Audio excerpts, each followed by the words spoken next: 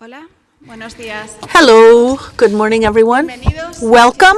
Thank you very much for being here today in one of what has already become the tradition of the Deputy Secretariat of Urban Development, which is organizing the Policy Lab with the European Urban Knowledge Network. I would like to welcome all of them, but essentially to the director of the network and our general director of the Urban Agenda and Architecture. And we have the great honor that they will be opening this conference.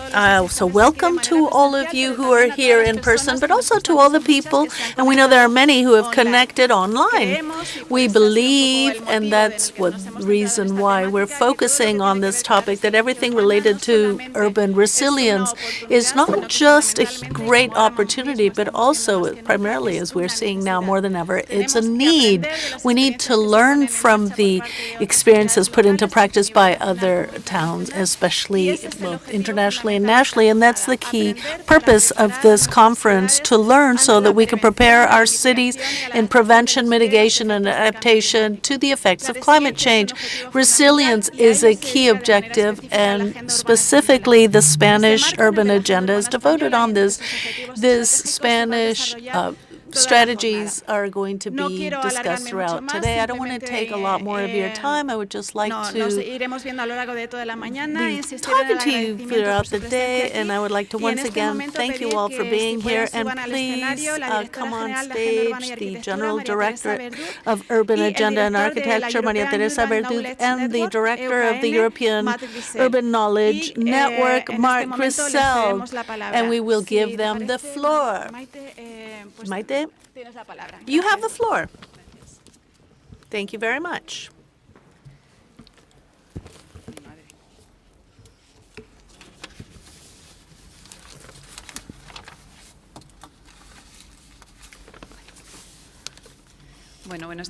Good morning, everyone, both those of you here in person and those, as well as those connected online. Thank you, Sonia, for starting this event.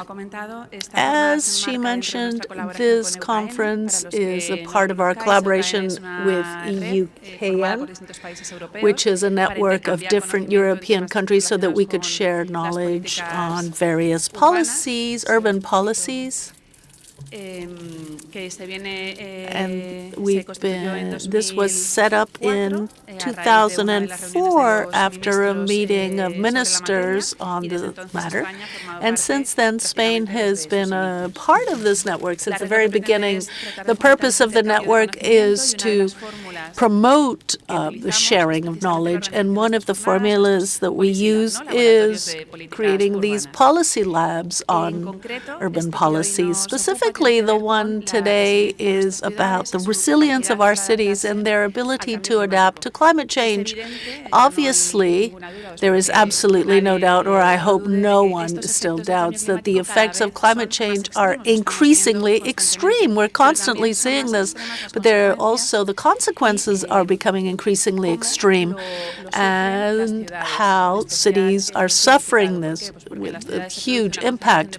Why? Because cities have a much higher concentration of population, more infrastructures and buildings, and they're more sensitive to all these changes. Of course, through urban planning and development, there's a lot that can be done. In fact, for many years now, it's compulsory to include in urban development plans risk plans as well. But it's also true that we have to find other resources and methods, other solutions that are more innovative, so that we can have more cross-cutting policies across the whole territory. And many initiatives are being implemented.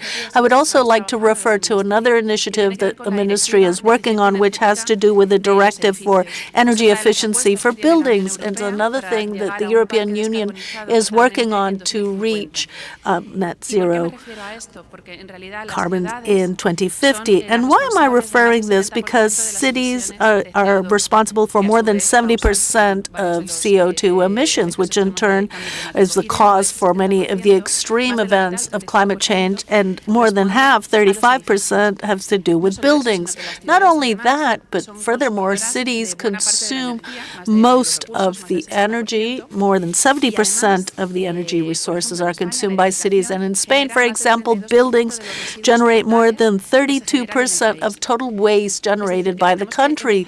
In other words, we need to start thinking about a new way of designing and building and conducting interventions in the environment and relating with our cities that help us do it in a more sustainable and friendly with the environment to mitigate the effects of these extreme adverse weather conditions we're suffering.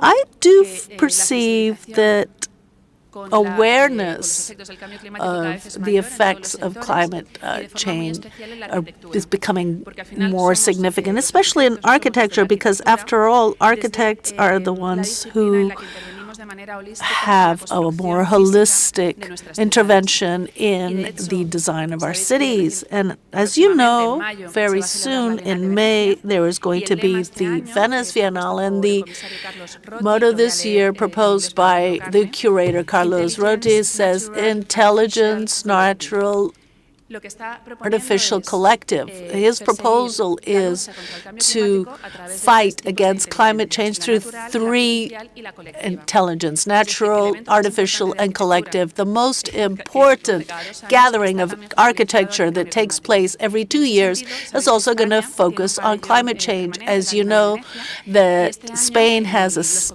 permanent pavilion at that Venice Biennale, and this year their proposal goes along the same lines. How through architecture we can balance collateral effects or externalities that occur when we build our cities and buildings, as far as management of emissions, waste management, and the lack of balance between the territory that also takes place. And that's the purpose for this pavilion that's also promoted by ourselves, by our ministry. And along the same line, we're also working on another initiative called Arce 2050, Zero Emissions in Architecture, which is aligned with this idea, how we're going to propose this change of model in the way we build and intervene in our environment. In fact, Arce is a tool that intends to help us throughout this process, which is basically made up of the technical code as a regulatory instrument and the urban development plan. And we believe all big changes need to be accompanied by all of society in the various sectors. That's why we had a meeting on the 30th of January, attended by many of you, and there we came up with 4 work groups in the regions, the local authorities, people in the industry, and several ministries with 5 areas of work, which also has to do with innovation, research, and resilience. What are we striving for with the initiative? Not just mitigate the effects of climate change, but also improve the life of our citizens and help our cities in this fight, and resilience and new way of planning.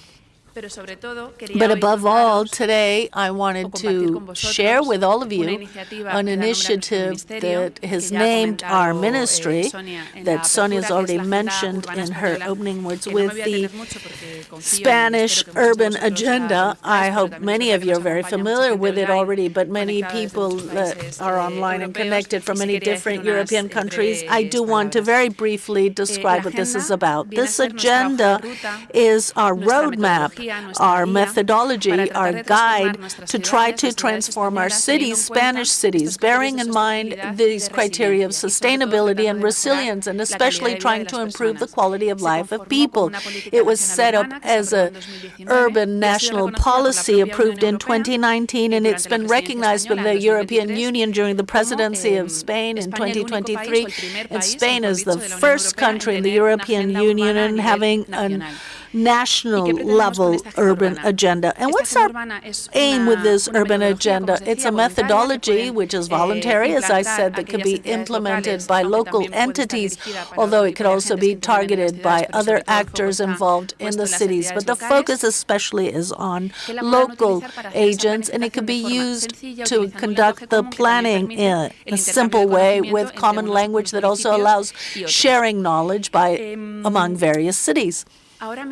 Right now, it's true that the agenda is being highly implemented, although it's only been launched for 6 years, so to speak. But it's also true that in these past 6 years, it's being implemented more and more, both in small municipalities and large ones, in different manners, in different modes. Over 200 agendas have been used right now with our methodology, although we know there are many more, because for the first time, it was aligned with the cohesion federal funds, and we know that many of these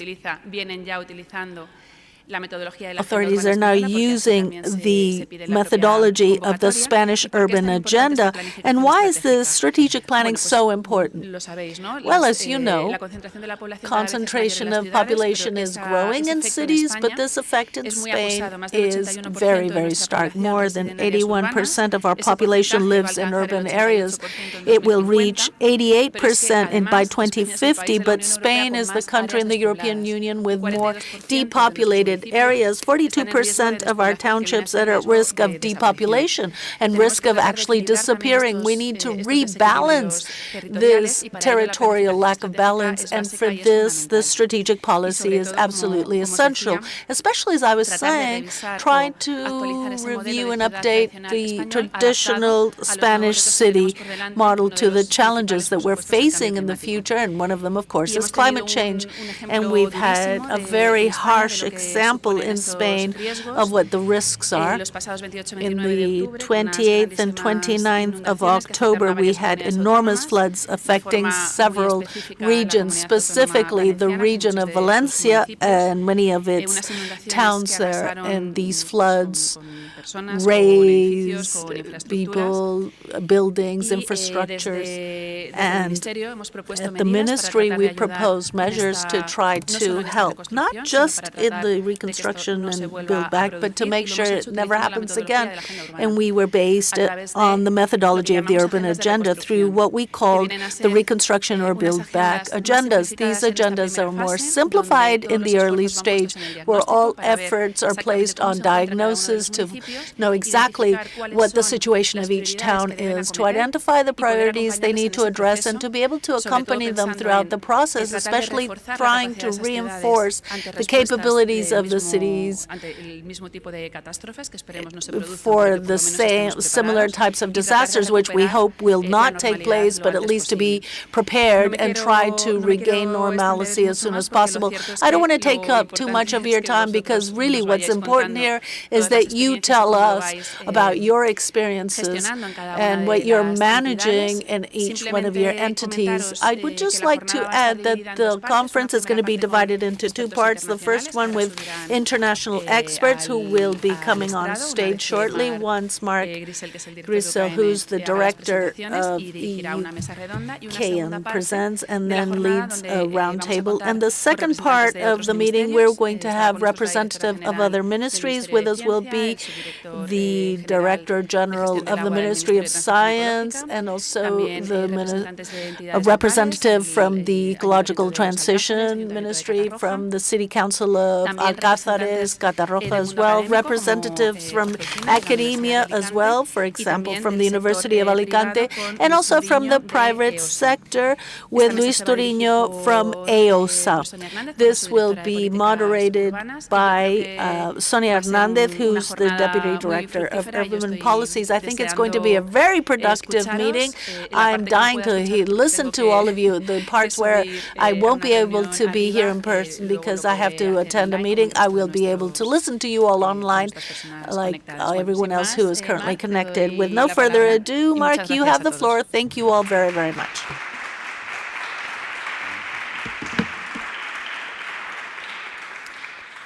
Gracias, Maite, por la introducción. Thank you, Maite, for the introduction. I speak Spanish, but this morning's session will be in English, at least the European part. So I'm going to change languages in a moment. Os presenta la... Vamos si funciona.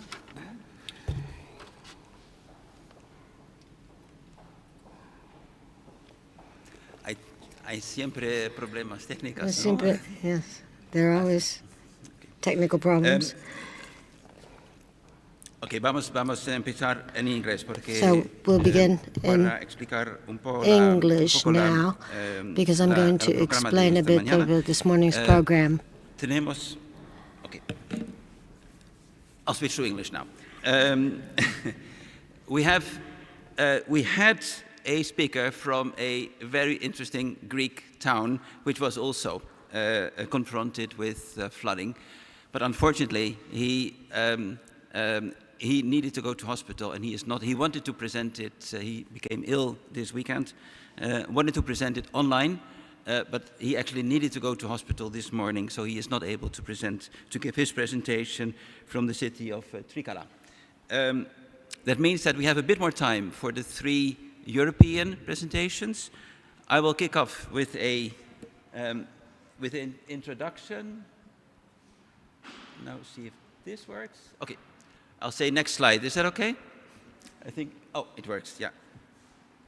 Yes, so this is the program of today, the morning program in English.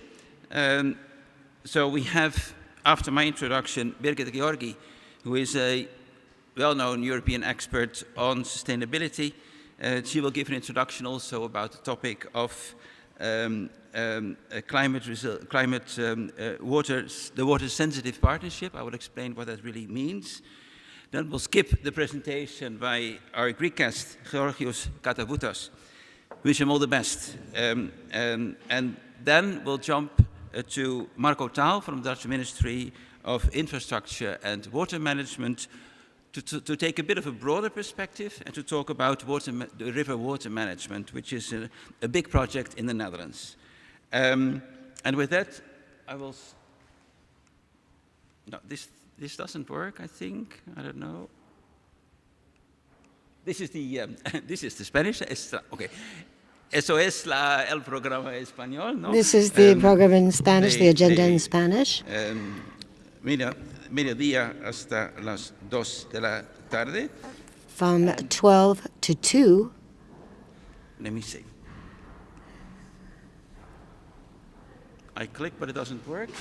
So I'll say next slide. Okay? Bueno, entonces voy a decir, okay.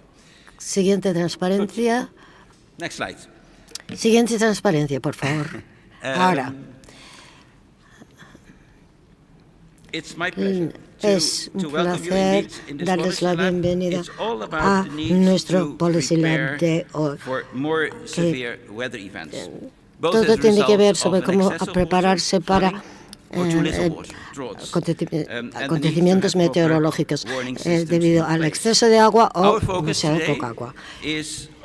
Nos vamos a centrar hoy en el tema que es de gran urgencia, el aumento de los acontecimientos extremos en todo el mundo. Y este mapa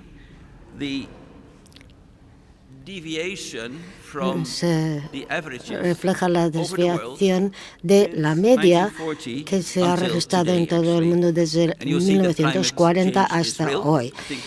Con esto vemos que el cambio climático es real. Y si miramos, you see variations of an excess of water and too little water, droughts. But last year, 2024, next slide, was really different. It was a year where we had major water events all over the world, including Europe and more specifically the Mediterranean region, as you know all too well. We can see on this map also the Valencia region marked on the map as one of the year's most tragic events. Alongside Storm Boris, all those storms have very nice names, but they can be really severe. This storm affected Central Europe, while droughts also appear. Yes. While storm also appears on the map, flooding dominates, underscoring that urban flooding is one of the most pressing global challenges of today. And if we zoom into Europe, we see that several European countries experience significant water-related disasters. These events have claimed many lives. This is always a very tragic figure, most notably in the Valencia region. This was really a huge exception in Europe, as you all know, and we all saw the very dramatic images, and some of you might have witnessed this in person as well. It led to, well, recorded 2027, but I heard there were 3 more bodies actually found, so in total it's even more than, it's up to 230 people who died because of the flooding in Valencia, highlighting the gravity but also the urgency of the situation.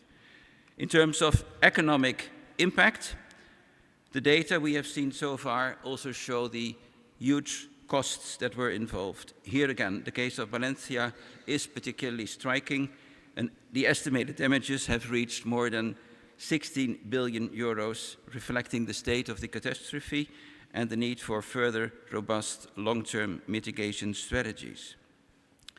If we now zoom back into the Mediterranean area, this map shows the rising flood risks in the Mediterranean area. And we see very clearly here also that although this map is relatively old, it's from 2002, it shows how vulnerable the Mediterranean coast actually is. It also shows that regions such as Alicante are marked as high risk, with Valencia at a moderate risk, though this likely underestimates today's reality, as we know. We also saw that the risks were underestimated, and that also explains why investment in flood protection in Spain were somewhere below the average compared to other European countries, as you can see on this graph. I also saw data showing that indeed the risks even for Valencia region were estimated as being relatively low. But then, indeed, October 2024 came. In eastern Spain was struck by an exceptionally intense rainfall, triggered by this isolated high-altitude depression known as Dana, or Gota Fría in Espanol. This led to the catastrophic flooding, resulting in the loss of hundreds of lives and billions in damages. While Dana events are not completely new to the region, this one was highly particular. And the graph on the right side shows also how extremely exceptional this Dana event was, and it was very much related to climate change. We also see that floodings and heavy rainfall occur more often and in other seasons as well. This is what the left graph on this slide shows. We've seen many images of Valencia. This one is already quite dramatic.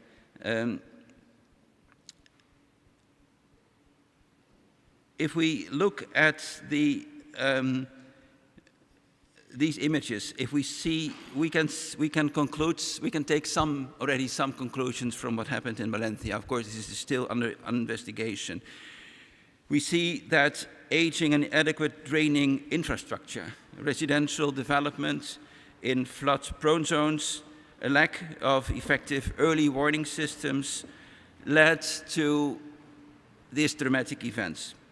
And additionally, poor river maintenance also led to overflowing banks.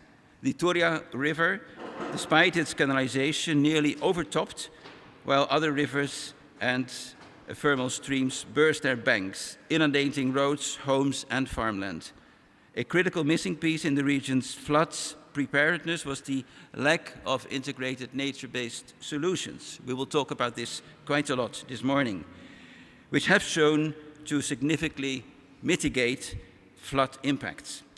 We explore this further throughout the presentations this morning. Now, if we look at the combination of severe rainfall, degraded and insufficient urban drainage networks, you can see that this leads to the extensive loss of natural water retention capacity in urban regions due to soil sealing and land artificialization. This all together leads to even more severe flooding. Rainwater is unable to infiltrate in the ground and instead runs off rapidly, overwhelming urban systems and triggering flash floods. To effectively address this complex challenge, we need a system-based approach that consists of two complementary pillars. That is the holistic approach that we talked about. It is composed of an ecological restoration and maintenance of river basins and the enhancement of urban water retention and infiltration capacity. This is the principle of sponge cities that we will talk about also during the day.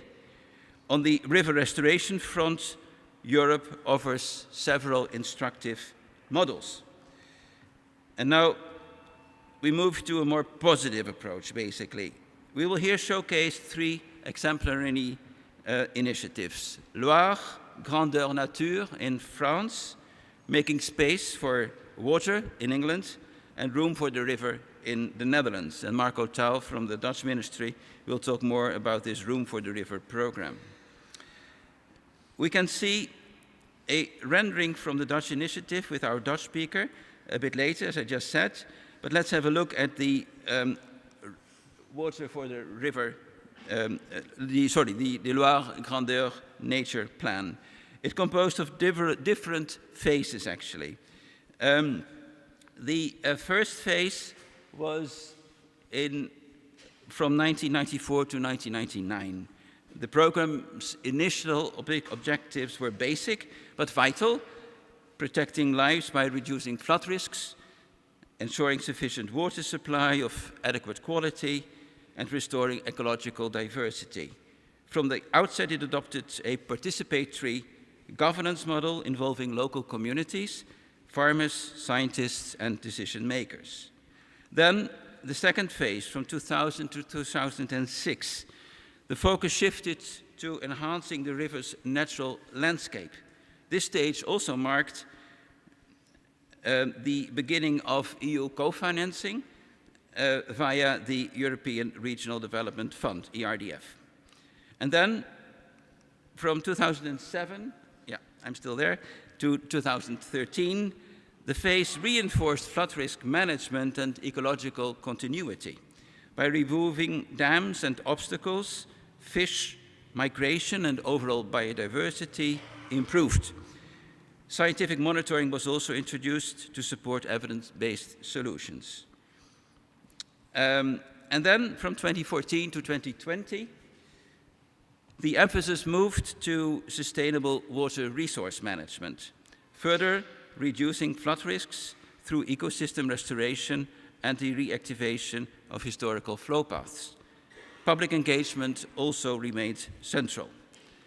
And in the current phase, started in 2021, but still ongoing, the focus was more on climate adaptation, such as restoring grasslands and preserving riparian forests, both of which regulate water flows and reduce erosion. Biodiversity corridors are also being installed, contributing to both ecological resilience and improved hydrological functions. Nature-based solutions, I already mentioned it, are crucial to improve flood prevention, both in riverine and in urban contexts, also for the reconstruction processes in Valencia. And they help to reduce surface runoff, increase water absorption, and create buffers that protect communities from future extreme rainfall. This graph shows you some of the, let's say, main elements of what you could call a nature-based solutions. It involves restoring wetlands. Wetlands act as natural sponges that absorb excess rainfall and river overflow, slowly releasing water back into the system. And this is the idea of a sponge. It can absorb water and you can take water from it. In Valencia, restoring lost wetland areas near river mouths of low-lying zones could reduce pressure on drainage systems and limit downstream flooding. Construction ponds is another way. These are water retention structures designed to collect excess rainwater or river water during peak flows. By temporarily storing water, they reduce the volume and speed of runoff entering urban areas. In flood-prone zones of Valencia, these ponds can even serve as critical buffers during heavy storms. And then there's a possibility to restore flood plains, to work with vegetated swales. In an urban context, this also offers different possibilities. Think of permeable pavements. These pavements allow rainwater to seep through rather than run off the surface, reducing pooling and flash flooding, replacing traditional impermeable materials in streets, sidewalks, or plazas help intense rainfall more effectively. Retention basins, that's an engineered solution. These basins serve to collect stormwater temporarily, releasing it slowly to avoid overwhelming severe sewer systems. They can be placed in strategic locations to store water during peak rainfall and later reuse for irrigation and urban cooling. Constructed ponds are another possibility, but you can also think of urban parks and green roofs, obviously. Integrating these blue and green infrastructure and nature-based solutions is vital to preventing such disasters. These approaches not only mitigate the impacts of extreme water and more specifically extreme weather events, but they also help to enhance biodiversity. They reduce urban heat islands and improve overall livability. Implementing measures such as urban parks, wetlands, permeable pavements, and retention basins can make a big difference regarding urban resilience. Let me now show some examples of this concept. Here we see an example of how parks can also help to catch water, basically. Another example here is from the revegetating the riverbanks, which is another important way to retain water. Here it is also important to work with the right plants, for instance, plants that can resist water and are not, let's say, are able to really resist also, let's say, strong flooding events. Another possibility is these floodable parks that you can also see in other countries, including the Netherlands, indeed, and ponds along river basins. I also mentioned this idea of better urban drainage systems in urban areas, for instance, or riverbed restoration. These ideas are also central in this initiative, which is called the Partnership for the Urban Agenda, which is an initiative actually under the Dutch presidency, which has become quite important now in bringing together cities, member states, European Commission organizations, and to work on specific issues. And a really recent partnership has just been established with 22 partners. Birgit Georgi wrote an excellent background paper for that partnership, and she will talk more about this idea. In the idea of this partnership, this concept of the sponge city is quite important. Here, several of the aspects that I just mentioned also come together. And there are several examples already of sponge cities. So you can think of these examples, for instance. Here we see a nice green area with the possibility to, let's say, to process heavy rainfall. This image is from the city of Rotterdam. It's a bit less nature-based, but it is quite interesting. It is a solution in a very, let's say, a very much built-up area. But the interesting thing is that what you see here is a basin. It can be used as a playground. They do theater performances. But if there is heavy rainfall, all the water goes into that basin to avoid flooding elsewhere. Quite well known is also the attempts in Paris to reinvent the Seine River in different ways. So it was also interesting from a governance perspective with public participation and all kinds of cultural renewal events. If you watch the opening of the Olympic Games, you see how important the Seine can also be as a scene for all kinds of other activities.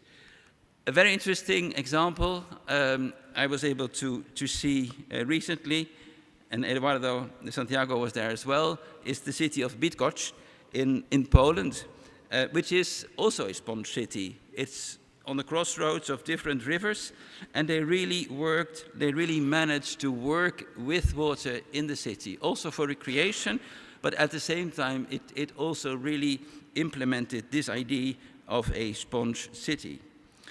And this brings me to a concept which is quite often also mentioned at the European level. It's called Build Back Better. It's a crucial theme in the aftermath of disasters.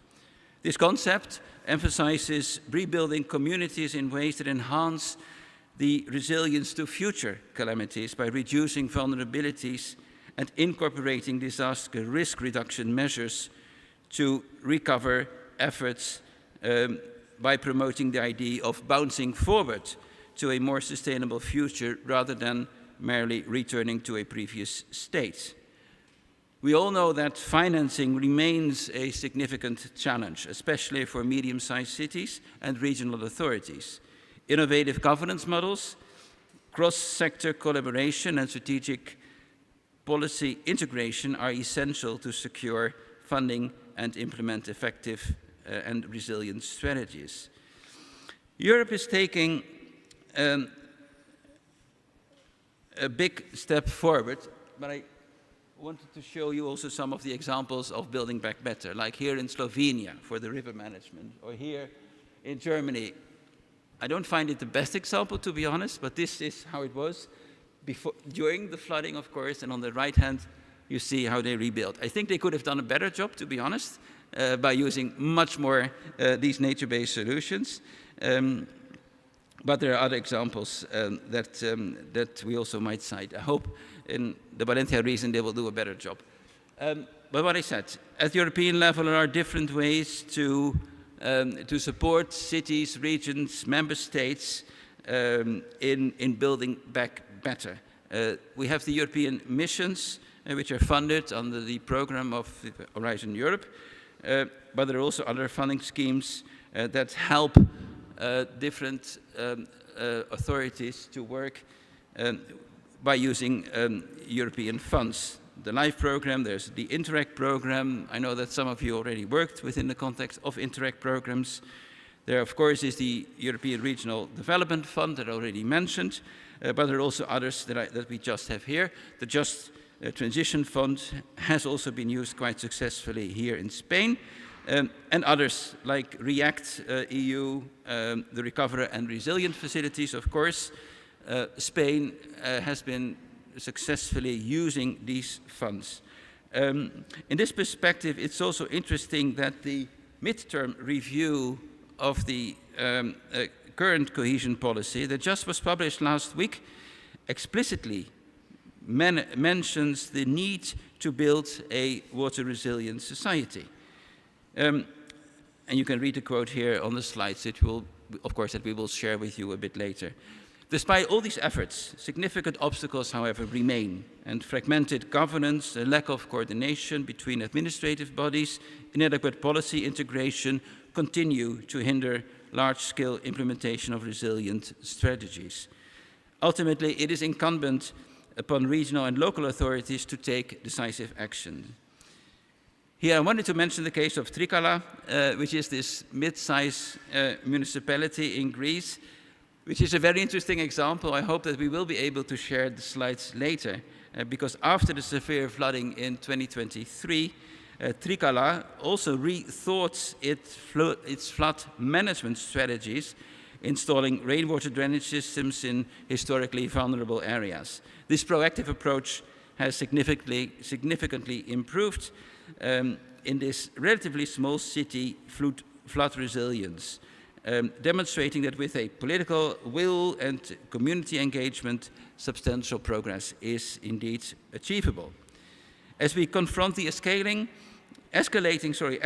challenges posed by climate change, it is imperative that we learn from past experiences and adopt integrated nature-based solutions to enhance urban resilience. By fostering collaboration, embracing innovative strategies, and committing to sustainable urban planning, we can build communities that are better prepared to withstand the impacts of extreme water events. But building better is always better than building back better. I thank you for your attention.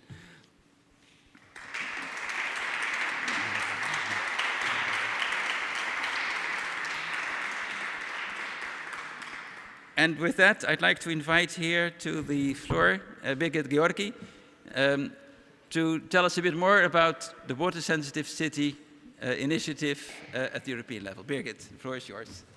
You can use this.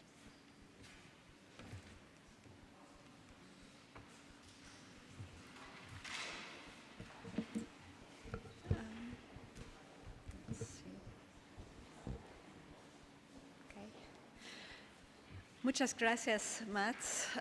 Thank you very much, and good morning. I'm Birgit Georgi. I'm from Germany.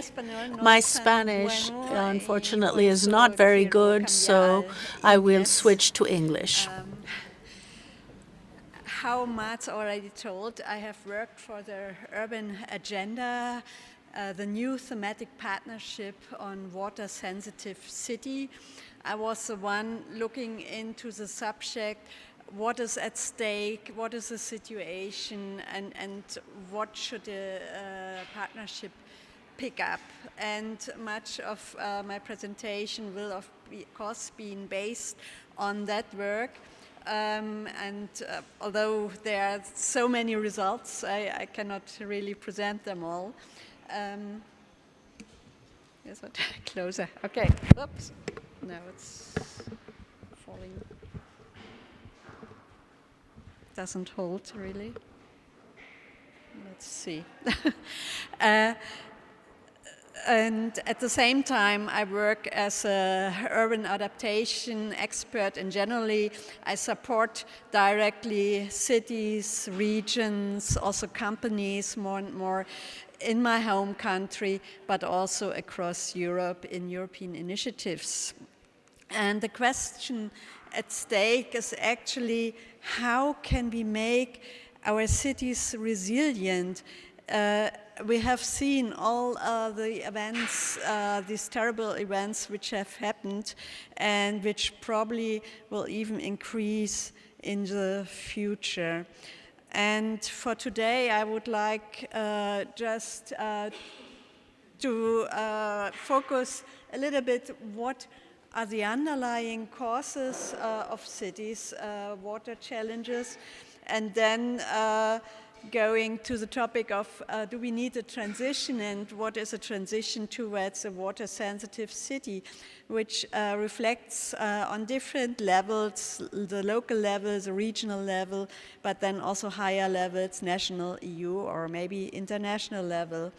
And then at the end, all that coming to the Urban Agenda thematic partnership on water-sensitive cities.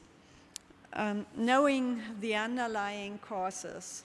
So there are a couple. What we nowadays first think is, of course, climate change. And definitely that is a cause, that is a driver for the situation.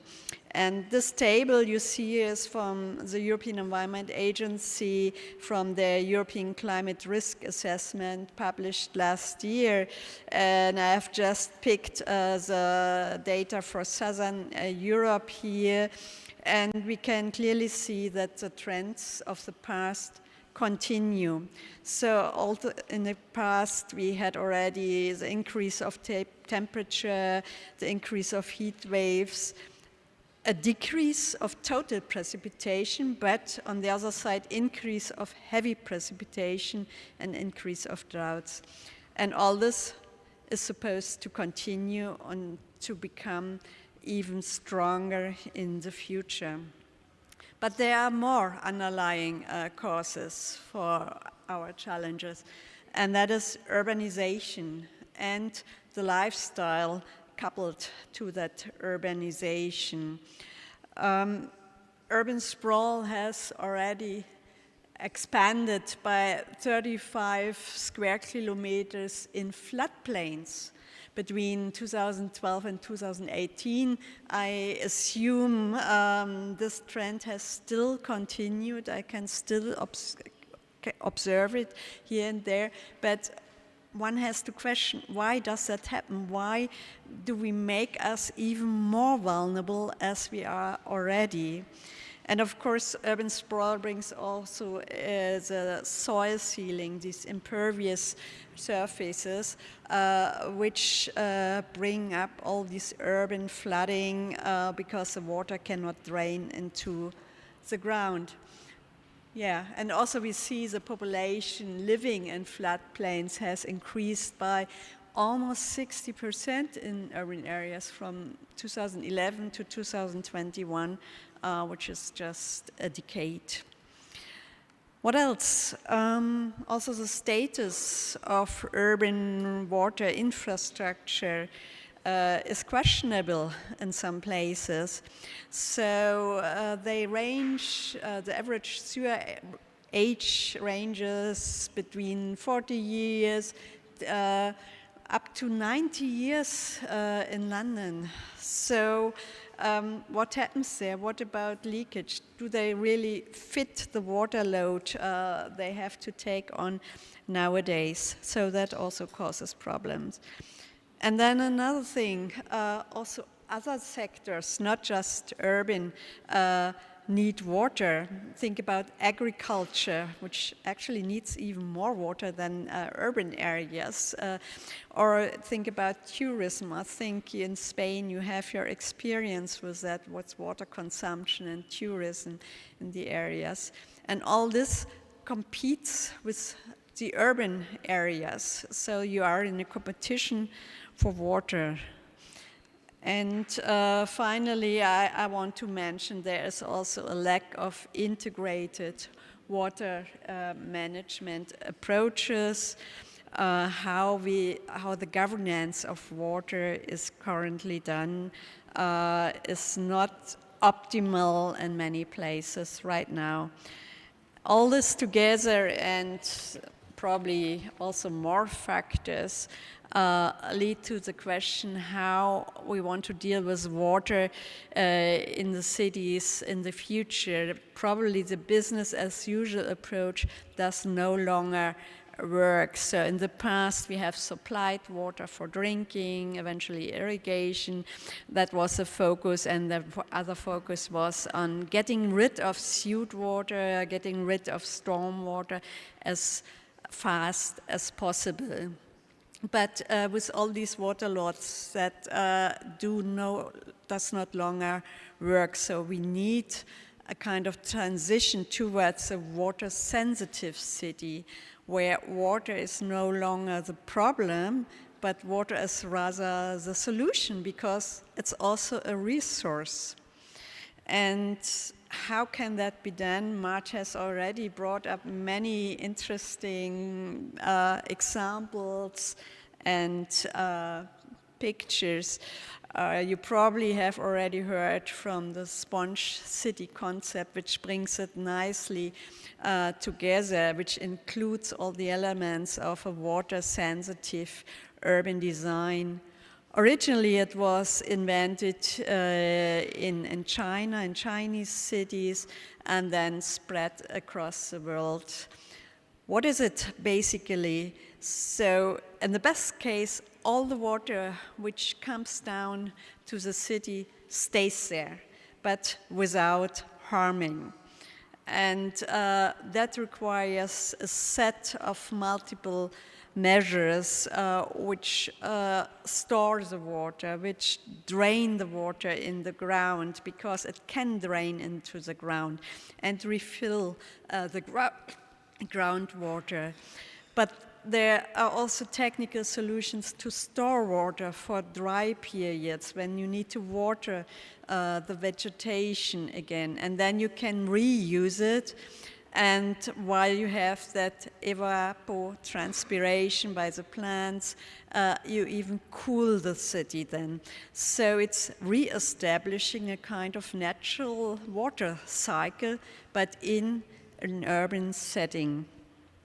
And for that, you have different measures at hand and different strategies, often forgotten the soft measures, because a lot is also on behavior, for example, on water saving, how people live, what is a lifestyle, what are the incentives to use water, do we really that much, or do we really need to seal every square meter? So you can do there. And coming thus to a more circular economic approach and practice to manage water. But then we have, of course, the gray solutions. We have the channels, pipes, storage capacity, and finally the nature-based solutions or green-blue solutions.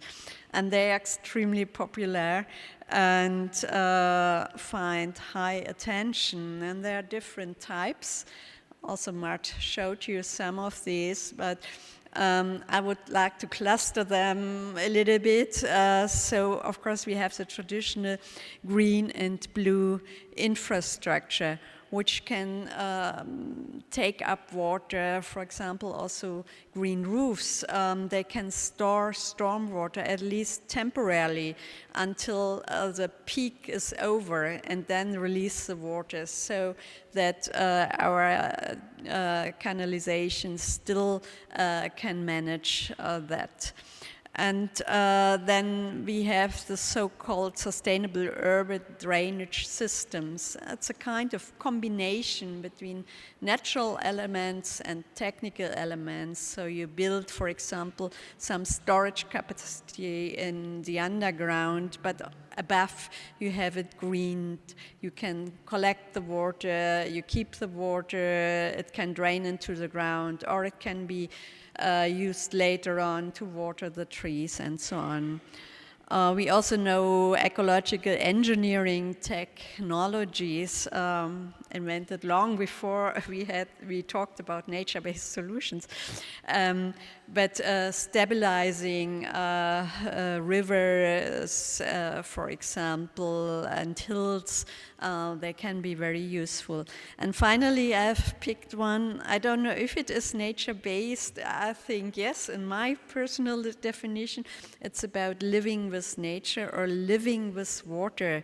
So mimicking or allowing a natural dynamic. So if we have in nature temporarily flooding, allow that flooding, but make sure that there is no harm. And I saw the examples, for instance, in the Netherlands, where there's little space for new urban areas, so floating areas have been built.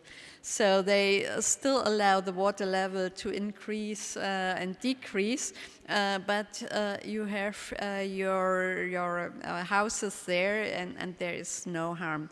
So it's one example. There are probably other things. It's more shifting your thinking, thinking out of the box, how can you live with the water instead of trying to keep everything away from you. And that's why these nature-based solutions are also so popular, because they have so many other potential benefits. It's about biodiversity, it's cleaning pollutants, it's food production, health issue, it's social space, so much more. They are simply nice and lovely, so people usually, once established, they like it. I have brought you just a few examples. That is a place in Copenhagen which had looked differently, and actually this was much more elevated, and they digged it up, made that dispersion, and now they can store the water above. But they have combined it also with gray measures, so underground you have a huge storage capacity as well, and that really reduced flooding. Or another example from Manchester City, where they used an inner city park and completely remodeled and put in some sustainable urban drainage elements, some depressions, made it nicely, and people love it, and the flooding doesn't appear anymore like it did before. And some days the small students say they lie on their belly there and looking down what happens underneath. They learn a lot about biodiversity and so on. Or also making it visible for citizens. It's another example, again from Copenhagen. Sorry, I lived there for 10 years. And they used an old tank underground, remodeled that, and use it now to store stormwater. And citizens and tenants are allowed to use that to water the green around, and it's made visible in this old type of pump, which really works. So they are nice, these nature-based solutions, but they also have their challenges, and we have to be aware of these challenges, and I think you are, because they are threatened also by heat and by water scarcity. So what you really need is a different management. You have to be aware that you have to manage that differently, and probably you have to use them in combination with gray and with soft measures. So you should, for example, try to maximize the use of rainwater. You should use species that are adapted to the drier situation or adapted to the change between very wet and very dry. It's sometimes not easy to find these species, and then also having native species and so on. So I know it's a journey to learn. I know the discussions from my colleagues, how difficult that is.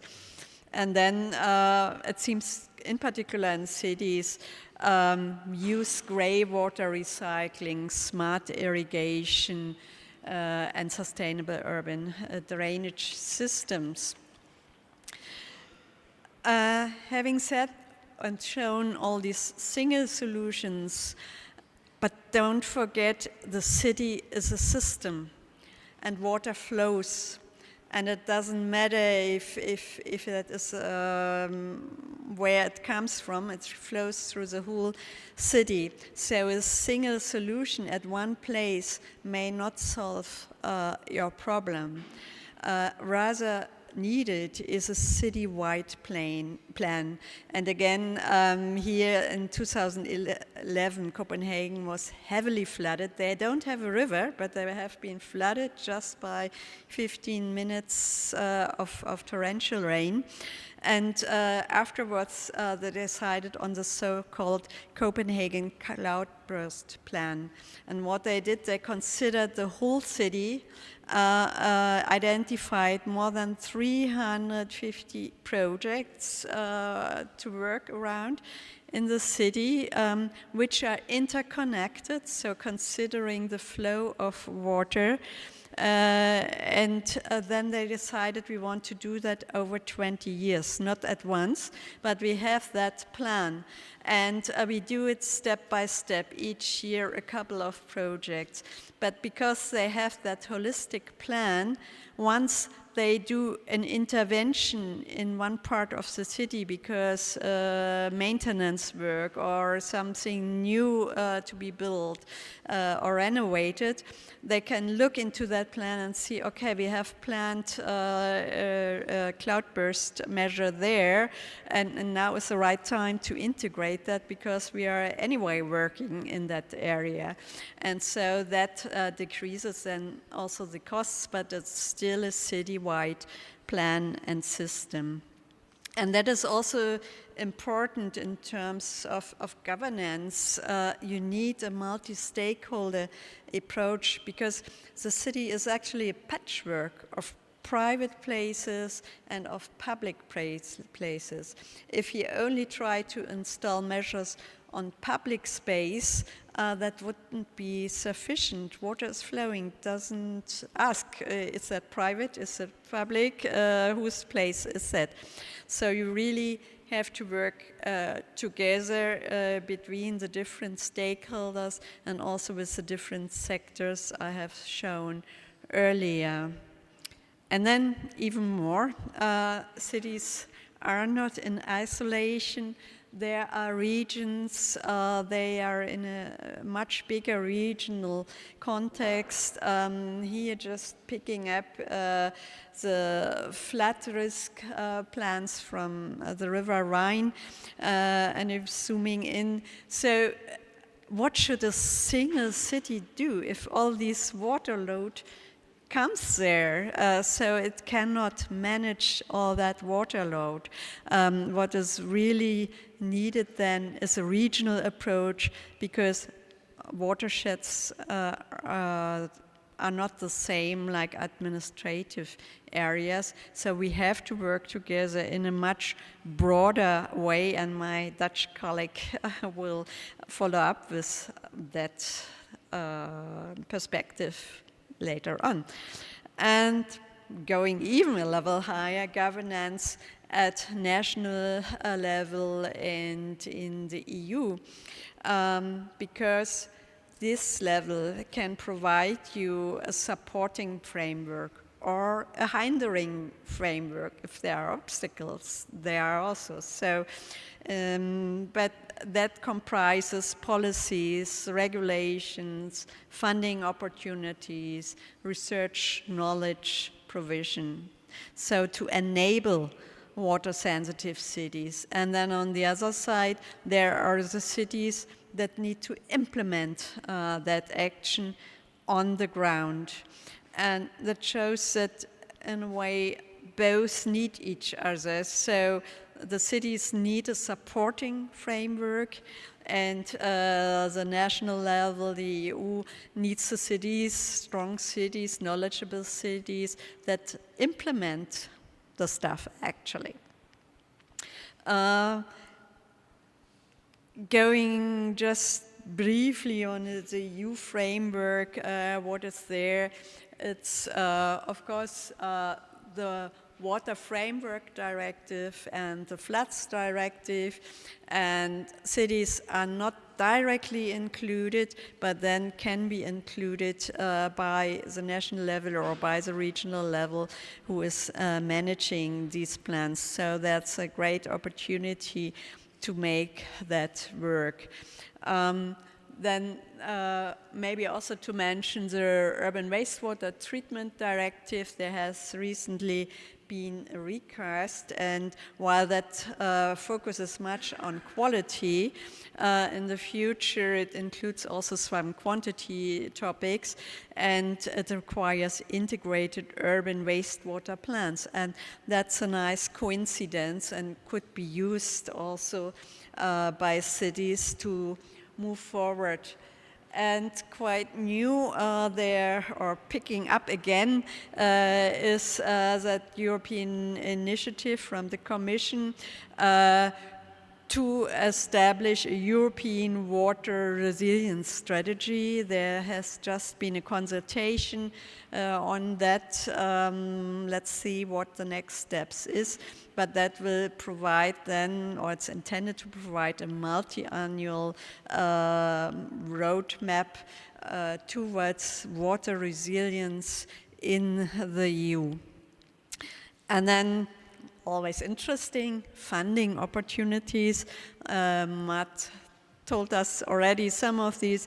Of course, one of the biggest, or the biggest funds are the Cohesion Fund on the European level, Just Transition Fund, Recovery Fund could be used, but also you could think about the LIFE program, InvestEU program, or more on the regional and urban level, the European Urban Initiative, Urbact, Interreg. So there are a couple or lots of opportunities. I think also Horizon Europe, the research program, offers opportunities. So there are plenty. But as you can see, all that is very complex. The topic as such, water, too much water, too little water, not at the right time, the right thing, many sectors involved, many stakeholders involved, many levels involved. So the Urban Agenda decided, let's try to establish a thematic partnership for water-sensitive city, and to ensure a holistic and a multi-level approach towards water. So that is an instrument to make that multi-level governance work in the EU. And as you can see, there are partners of different levels, national, regional, and of course cities. And we have been happy that there have been big cities, but also small cities included across Europe. There's also one Spanish city included, Elche, here. And then we have European city networks and other stakeholders. And again, here 2 Spanish partners included. I don't know if I spell it right, Cetaca. And the other is Leitat. These are, research institutions, consultancy institutions supporting this agenda. They have had their first meeting. They will develop an action plan, how to move forward, what action to pick up, because why should cities actually engage in EU policy? They should have a voice in that EU policy because it creates their framework and their space for maneuver. And they can influence policy framework for water-sensitive cities, like this new water resilience strategy, but currently quite important, help to shape the new cohesion funds post 2027. So now is the right time to get in and to say we need sufficient money to create water-sensitive cities and then to benefit afterwards from that. And they can, of course, contribute to make the urban wastewater directive, the new plans work, giving feedback what works, what doesn't work, what is needed, which support is needed. And of course, it brings cities also together. if you look beyond your country, you get inspiration from other countries. How do they do it? How do they manage? Which solutions have they found? Which success factors? Which barriers? How to overcome? And that can make implementation much faster. So, meaning you can pool the knowledge and resources, and in this way accelerate action and share your experience. In summary, what cities need is, what I find is the knowledge on the available technical solutions. The point is, the knowledge in general is there, but for cities it's very often hard to find that knowledge. And then if they have found it, to adapt that knowledge to their specific context. So yeah, it's on one side it's there, but to pick it up there is some gap still to be covered in the future. We need definitely transformative solutions and behavior change. So the way we lived with water won't work in the future.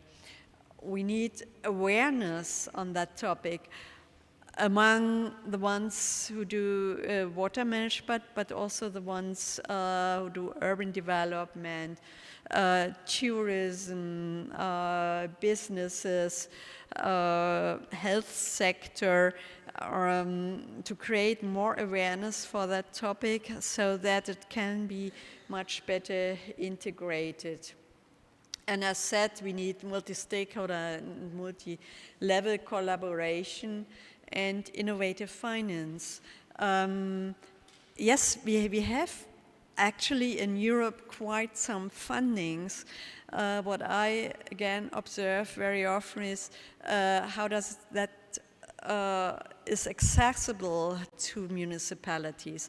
It's a burden to ask for, to write proposals, to ask for, to report and so on, and that capacity to access at least funding what is already available is already a challenge, and maybe that's a way to work on that before ever asking for increase and increase and increase. So it also needs to be used in a wise way and needs to be accessible. Yeah, and finally I would say embrace the change, not just look at it as a problem, but embrace it. There are also lots of opportunities and nice things in it. And with that, thank you very much for your attention.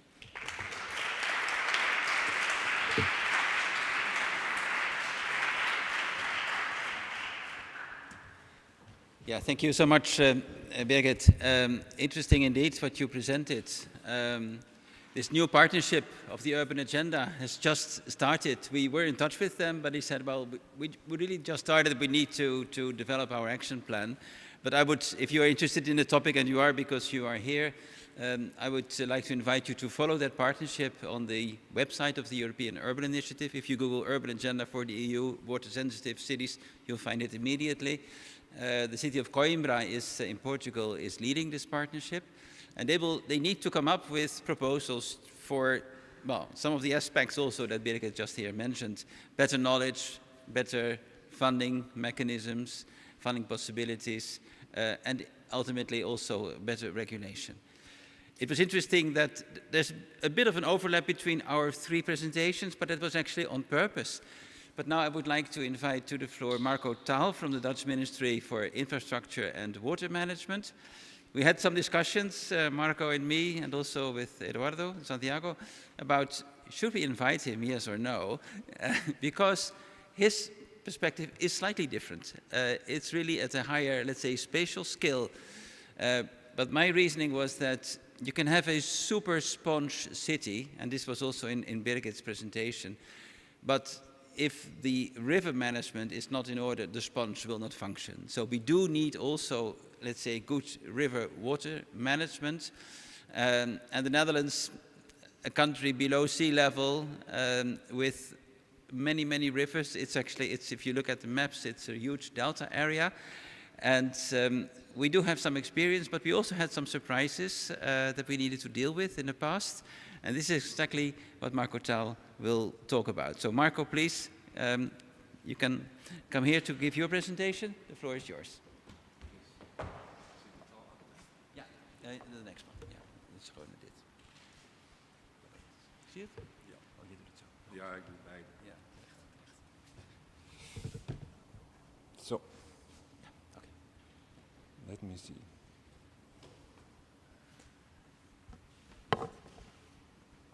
Thank you very much for inviting me here. My Spanish is also not very well. I can manage in the supermarket, but not here. So please, I will do it in English. In the Netherlands, thank you also Birgit for introducing the Netherlands on your maps also. I'm a policy advisor at my Ministry of Infrastructure and Water Management, but I'm also deputy head of the storm surge barrier in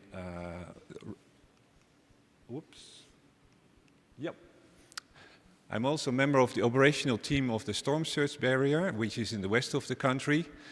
And when there is a storm coming, we will close the doors, and I can push the button and the door will close. And when it's closed, the city of Rotterdam is protected from flooding. And Rotterdam is, you can see it in the horizon. Now, of course, so here it is closed. Of course, this is a very large technical civil engineering projects, but I will show you also more nature-based solution upstream of the river, because these measures were part of what we call the Delta works in the Netherlands, which were due to large floodings in 1953. In 1953, the west of the country was flooded, about 1,300 casualties, and about 1 million of livestock was dead, and many, many people displaced. So because of these floodings in 1953, we had what we call the Delta works. Now, we worked on that from 1960 to about 2000, so a long period, to make several kinds of these large constructions. However, when we finished it in 1998, I think, we realized that now we have the coastal areas protected, but there was even a greater danger coming from via the back door. That was via the rivers, the Rhine and the Meuse entering Holland. And we saw that, okay, the coast is safe now, more or less, but the rivers are also important to focus on because it can even impose greater risks.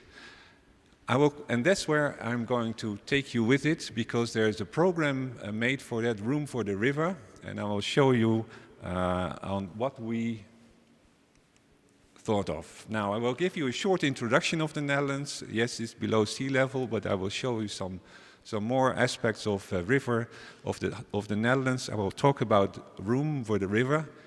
Room for the river no es una habitación, it's más espacio por el río. Room for give more space to the river. And I will end, if time allows, also with a bit of a spatial assessment framework, which we also installed next to the measures. Well, you know all probably that we are low countries, Países Bajos, and a lot of the country is below sea level. The blue parts of the Netherlands are below sea level, and the red and the yellow parts is above sea level. So if there is a flooding from the sea, large parts of the Netherlands can flood. Now, here you see on the left map also parts which can be flooded. So it's about 2/3 of the country can flood either due to storm at sea or either floodings from the river. Now, I showed you the right map already earlier, which is a kind of risk map, which shows you a kind of risk, local individual risk. If you are somewhere in the Netherlands, it shows you the risk of dying because of a flooding. And our standards for that is we try to make the risk less than once every 100,000 a year. So please come to the Netherlands. You're safe, but anyhow, there are parts in the Netherlands who are more riskful than others.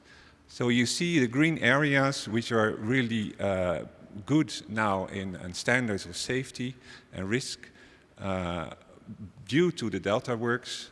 But now we are facing other topics and challenges due to the rivers, especially the large dark red areas in between the multiple rivers, the Rhine and the Maas. Now, if you're in the Netherlands, you should realize that the riverbed, we are a flat country, and the rivers are constrained between dikes. And the dikes, in between the dikes, in the floodplains, a lot of the floodplains are even higher than the surrounding and protected area. So if the dike breaches, a lot of country will flood. A lot of the country will flood. So we really have to take care of our dikes. And there's a large program, about 400 million euros a year, about strengthening these dikes now going on until 2050. So that's one part. But and I will show you some examples how this looks like in the Netherlands. Whoops. Yeah. Oh, the picture is not very nice. Anyhow, there is a dike. This is a dike with a road on top of the dike. The water level in 1993-95 was very high, and you see on the left the house, which is really below, very much below the water level. So you can imagine if there's a dike breach, lots of damage will occur. And here's another picture. I hope, it's a better picture. You see the same area, the river Rhine in the Netherlands, during these high floods in 1993-1995. This is also another picture. This is the city of Nijmegen, which was also flooded. So, and it's also, you can see also at city fronts, the river is very small, narrow, and we call it bottlenecks in the river, and we are now having the program Room for the River trying to get rid of these bottlenecks by widening the river. And I will come with some examples later on. Now, during these floods in 1993, 1995, we had there was a near disaster. The dikes did not breach, but the levels were very high, but we did evacuate 250,000 people out of the central part of Holland, and also 1 million of livestock.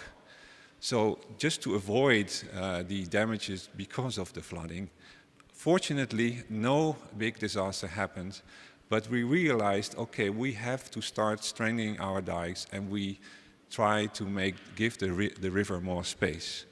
Now, that's why the program of the Room of the River started.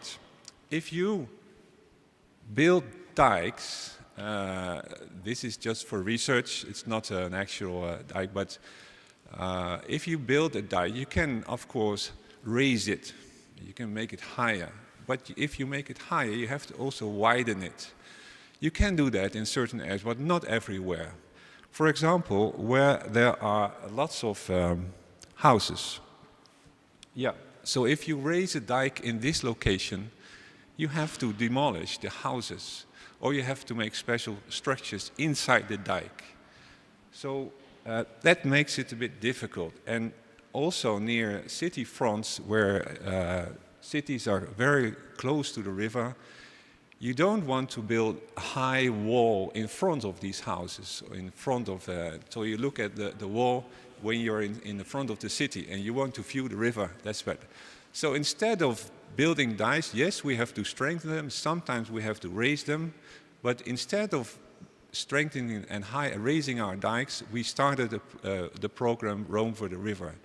And the principles of Room for the River were based on not raising the dikes, but get rid of all the obstacles and the obstructions in the riverbed itself. So you see some examples. I will give you some examples afterwards. I will show you how we deal with that.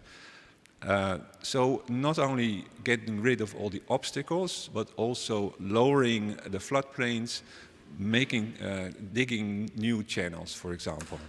Now, the Room for the River program number 1, and I will tell you later about number 2, started in 2006, it ended in 2018, and about 33 measures were taken all over the country. And from these measures, I will give you some examples on how we did it. For example, we dig side channels. You see the main river in the middle, and on both sides in the floodplain, new channels were dug. So the water could flow in the main channel and also in the side channels. And because of that, you gave more space and the water levels are going down during high floods. Another example is dike relocation. You see the dike is the white line on the right, but the dike was used to lay more closer to the river on the left. So we pushed the dike backwards and also dug channels, also to give the river more space. Now, on the right, you see some urban development, and in the meantime, the green areas now are also had new residential areas built there. And because of that, we relocated the dike in order to facilitate also the urban development there. Otherwise, we had to we have to say, sorry, no, we have to use it in the future. But now we could combine urban development and dike strengthening. Another example, flood channel. Martha already showed that it showed the river of Nijmegen. It's a bottleneck. I showed it earlier in picture during the high floods in '95. It's a bottleneck in the river. The river is very narrow there, and there on the left of the main channel is here in front, and there the second channel is also a new channel. And this channel floods every once a year or twice a year because there is a threshold in the beginning of the channel, which is on top of the picture there. So this channel floods only once a year, for example, or sometimes even once every 2 years. But in the meantime, you see a lot of recreation from the city people living there, rowing there, swimming there, and sunbathing and so on. So it's used a lot for recreational purposes. And of course, when floods are coming, people are warned not to be in the area. Another example is a bypass. Yes, the bypass. You will see the river, the current river, the original river on the right of the picture, and on the left you see an entrance where during high floods the river will flow in, and there are 2 channels going around the city of Kampen in the north of the Netherlands, and therefore also reducing water levels and reduce also flooding of the city, which is downstream. You see there on the right, on top, there's the city of Kampen, which is a very nice historical town, and it's very difficult to make dikes over there. So we made floodplains to divert the flood and divide the high waves. Another example of the measures from Room for the River are so-called green rivers. Now, green rivers are factually rivers which flow occasionally. In this case, statistically, once every 80 years. So it's mainly used for agriculture. Farmers live there outside the Green River, but they farm inside the Green River, and we have a large inlet structure, which you will see on the picture, which is closed normally, and then when really extreme floods, the inlet is opened, and then once every 80 years, statistically, the river will flood. Now, after we finished Room for the River 1, we realized also that it was really much focused on flood protection. But we also realized that there were higher demands from use of the river, inside the river, but also increased spatial pressure from outside, from land use, from behind the dikes. Climate change, of course, I don't have to explain to that, but also morphological development in the river. Morphological is the riverbed, and it was subsidizing also. So all these challenges together, we thought, okay, we cannot continue only looking at floods and high water levels, but we have to make a kind of integrated river management approach. Now, higher demands for the use of the river, so inside the river, well, of course, higher floods, but also lower floods and more often, but also freshwater distribution, which is also part of the river system. We have to take care of that. You see on the map on the left, you will see that water flowing in from Germany is diverted either to the north or to the west. And in the north, we have a large storage area. The IJssel Lake is in fact our national water supply where we store our fresh water. And due to the demands of the distribution, we also have to take into account freshwater distribution as one of the aspects for river management. Now also biodiversity, improving biodiversity, quality of nature and ecological conditions, navigability for shipping, of course, and also economic development in the rivers or besides the rivers. So all of that gave more stress on the river itself, and on the map on the left you will see sections of the river, the red sections, where we say, okay, the stress is there too much, and we are going to have use the program Room for the River 2.0 for defining measures against this stress. Now, increased special pressure from land use also. We also have in the Netherlands a lot of transitions. Also, a lot of houses needed to be built. We have energy transition, also restoration of biodiversity. And because of that, also the use of the land besides the rivers is much claimed. So there's a large claim on these lands. Now, we want to push back from the riverside point of view. So that's why program Room for the River started. Of course, I don't have to tell you this, but this is actual development in Holland. 2 centuries ago, there was not a problem. The river had a lot of space, but in the meantime, many houses were built just besides the river. It's nice living there, of course, but it also creates bottlenecks in the river system.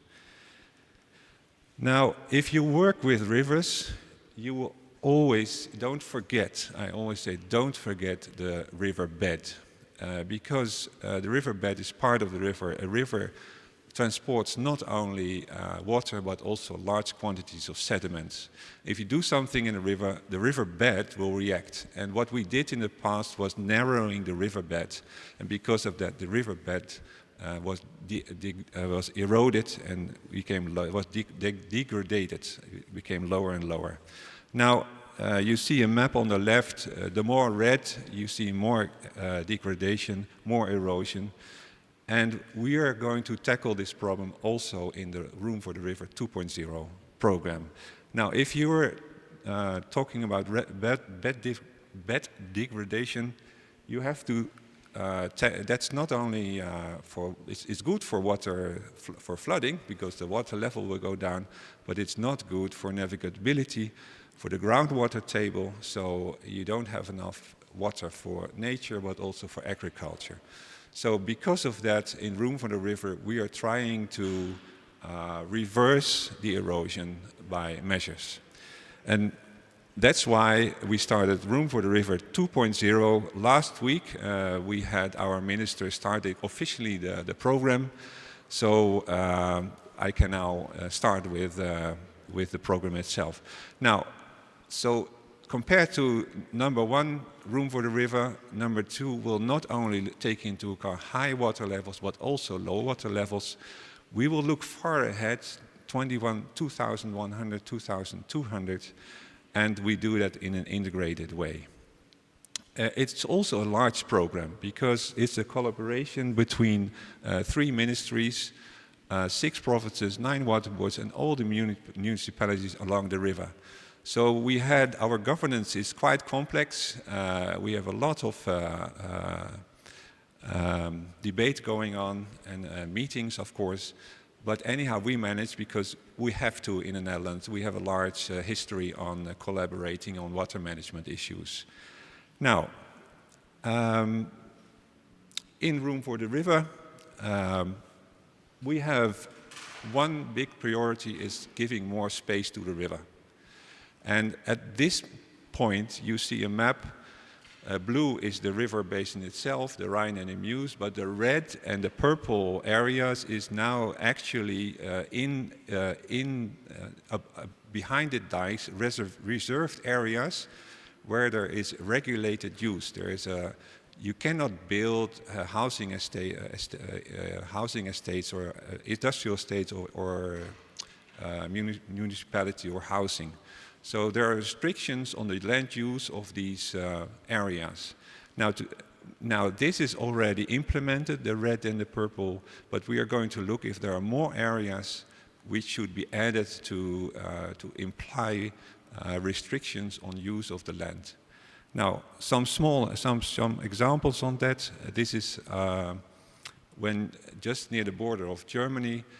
This is a large retention basin. The green area is used as a retention. So if there is a large flood, the top of the floods is cut off, is stored temporarily in the retention basin, and the cities downstream of the river can have lower water levels.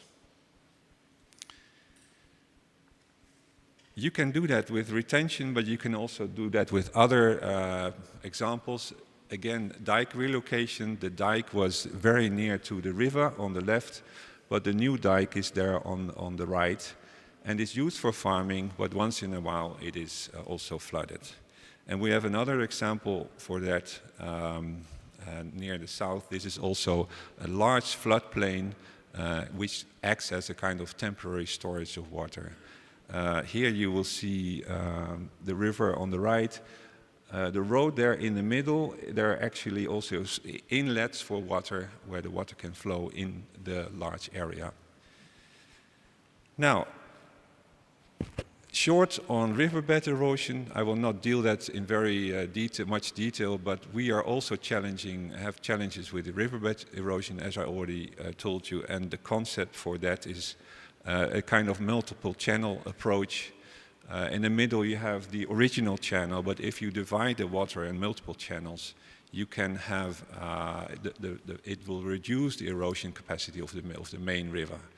Now you can have a more technical approach, which is this, a gray approach, technical approach, with longitudinal dams, creating multiple river channels. But you can also use a more nature-based solutions if you have the channel in the floodplains, so it can improve on biodiversity and ecological conditions. Now, if you do that only in one spot, you can stop the erosion, but you will get there a threshold for the shipping. So in fact, you should not do it only on one location, but you make a large chain of these side channels, and then you get a large section of the river where multiple side channels are dig, and because of the large chain and all the successions, the bed degradation will stop and maybe go up again. So nature-based solutions, we use that, and I hope to have given you a few examples for that. Now finally, I conclude with some 2 slides about the spatial assessment framework also, because you can take measures, but you, like Birgit already also said, you also have to have legislation and regulation of the use of the river.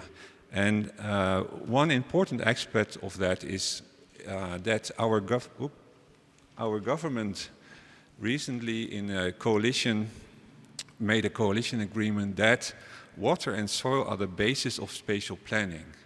Now, this might seem obvious. You should take into account water and soil when you build somewhere.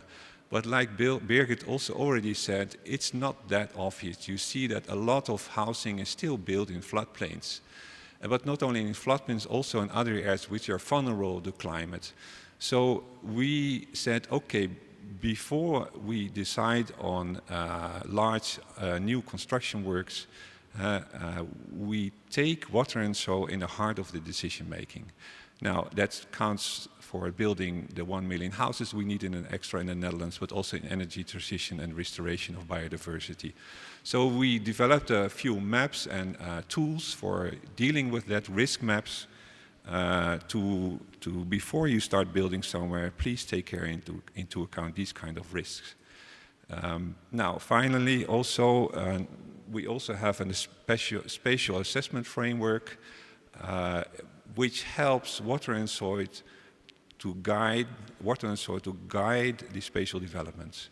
So it provides clarity about where developments can take place. Now you see the rivers in red. So this means, and also the IJssel Lake, which means we do not allow any housing or industrial development there.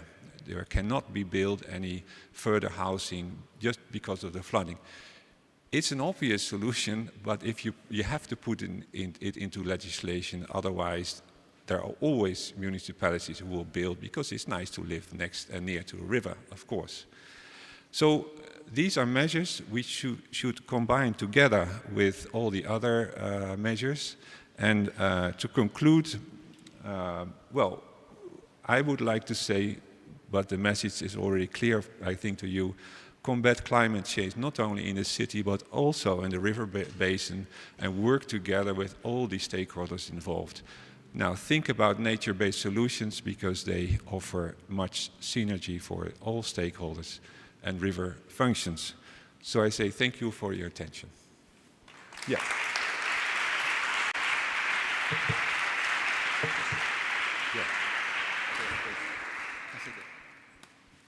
Birgit, may I also invite you to take a seat here, because we have around 15 minutes or so for questions and hopefully also answers from the experts. I don't know if there's anyone who would like to start asking a question. If not, someone always needs to break the ice, but okay, that's also my job, to break the ice. Let me ask a question to, perhaps even to the two of you. It is interesting to see that there is a bit of a tension dealing with, well, water-sensitive cities between, let's say, the desire of many people to have a nice house outside the busy city centers, close to the river waterbeds, and at the same time there's a need also to protect. So there is a sort of a battle for land. How do we deal with this in the Netherlands, Marco? And I would like also to ask you, Birgit, to reflect upon this, because this is not exclusive, of course, to the Netherlands. It happens everywhere, and I'm sure also in Spain and in other countries, that there is a competition for land. And at the same time, there is also the need to protect. And this, I think, was also the result of the floodings in the 1990s in the Netherlands, so when we realized that the rivers were indeed also a danger to, well, to many urban settlements, actually, that needed protection. But at the same time, we also realized that there were houses built on areas that were not fit, at least not under those circumstances, fit for, let's say, for living there safely with these rivers. So what changed, what can you tell us, what changed also in the perception of land use in the Netherlands and perhaps also in other countries? Marco, take a mic. Is it, yeah, all right, take this. In the Netherlands we have a saying that we pray to God and we ask Him to give our daily our bread. But we also ask Him to give us once in a while a good flood. Because when there is flooding, people start being aware that there is a lot of the dangers of that. And I showed you pictures of 1993 and 1995, which was a near flood, and 200,000 people had to be evacuated. Now, unfortunately, you talk about how do we deal with it, but unfortunately, people have to experience these kind of threats. Of course, also, Valencia, the images reminded us also about what happened in the Netherlands, 1953, a near flood in 1993, but recently also in the south of Holland, with the border of Germany, we had large floods in Limburg, the province of Limburg.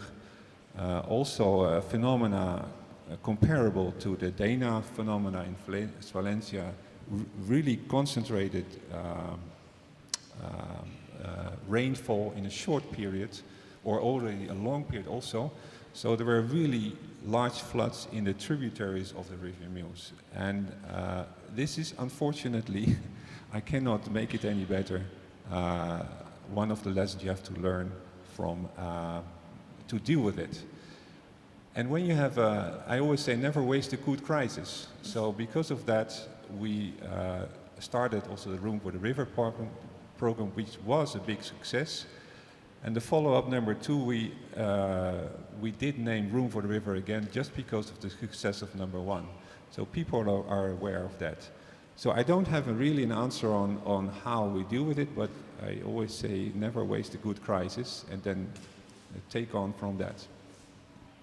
Okay, thank you, Marco. Yes, Birgit, what can you add to this response? Yeah, I would like to add a very concrete example from my own practice. So I work with a northeastern German city on their adaptation concept. And what we discovered, so there are already these flood risk maps from the EU directive. And the point is, they are not known for the people working in the administration, even for the people working with urban development. So the crazy thing is that they have planned to establish the new building of the fire brigade of disaster risk management exactly in the flood-prone area. But they haven't been aware of it. And now they have made the plans, they have invested money, they don't want to pull it back, although it's not built. They don't really want to know about that risk because they feel also ashamed. So there's also that human dimension, that awareness among stakeholders. I mean, we have already lots of information, others are lacking still, but really bring that to the awareness of people, of decision makers, and to make the right use of it. Okay, thank you. There's the question, okay. Wonderful. Thank you very much. My name is Elisa Rivera. I'm the Director General for Planification, Coordination and Knowledge Transfer in the Ministry of Science, Innovation and Universities. It's a very long thing, but I wanted to introduce myself. Thank you very much for the presentations. I think that they were really extremely interesting.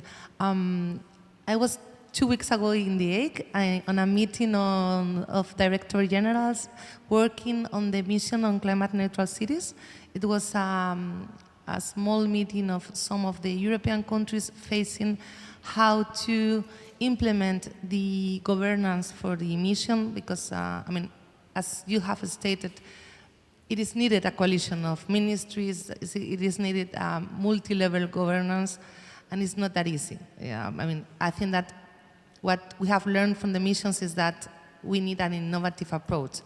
And also, Birgit, you have stated also this kind of multi-level and I mean, we need a very strong coalition and a very, it's not only about political commitment, that is the first stage, of course, but it's also about how to implement it from the governance point of view and how to make it a reality. I mean, and all the things that we have been talking and we are going to talk today about climate change, climate adaptation, climate resilience in Europe, it's a huge challenge, and it's a huge challenge in, I mean, for all of us, politicians, people working on some public policies, but also at local level. So we need a new and innovative governance. So from your point of view, and also Birgit, I've been also living in Copenhagen. I'm in love with this city, and they have also a lot of new measures to live with it. As you said, we have to live with it because this is something that is going to occur in some countries more than in others, but these extremely weather conditions we have to get used to. So my question is, I think that you have to learn a lot also in the EUK and in Netherlands on how to live with it and also how to implement the right governance. So what are your main lessons learned? How to work, because I'm working in the state, but I want to work with the territory, I want to work with the cities and with the regions. And sometimes it's not that easy because even between the ministries, we have our own silos. So it's even more complicated to work with your silos, the silos of the local level, and over. So a little bit the challenges, and also from your point of view, also these challenges. How do you face it? Okay, let's start with Marco, representing the national level, and then we can go to other levels, perhaps. All right. Yeah, you were talking about the difficulties facing a governance to govern, and also the different ministries in between. Now, I can't give you an answer how to resolve it yet, but one of the aspects of Room for the River 2.0 is not only these measures we are going to take, but also we have an objective to bring back and work together as ministries, because they also have their same, they have their budgeting. Oops. Thank you. They all have their budget systems. They have separate budgets. They all have their own program planning. So one of the objectives of Room for the River 2 is also combining and integrating this planning. For example, housing development in the Ministry of Housing and Spatial Planning, we want to work together with this ministry. So if we are going to do the river works, we could combine it with the housing development on the other side of the dike. There is also a large dike reconstruction which is governed by the water boards in the Netherlands. And if we want to implement river measures, we are going to work together on that. So our way for now is first bring the people together, bring them in one program. But we also think about starting at regional level. So not on the whole river system, but start in one area.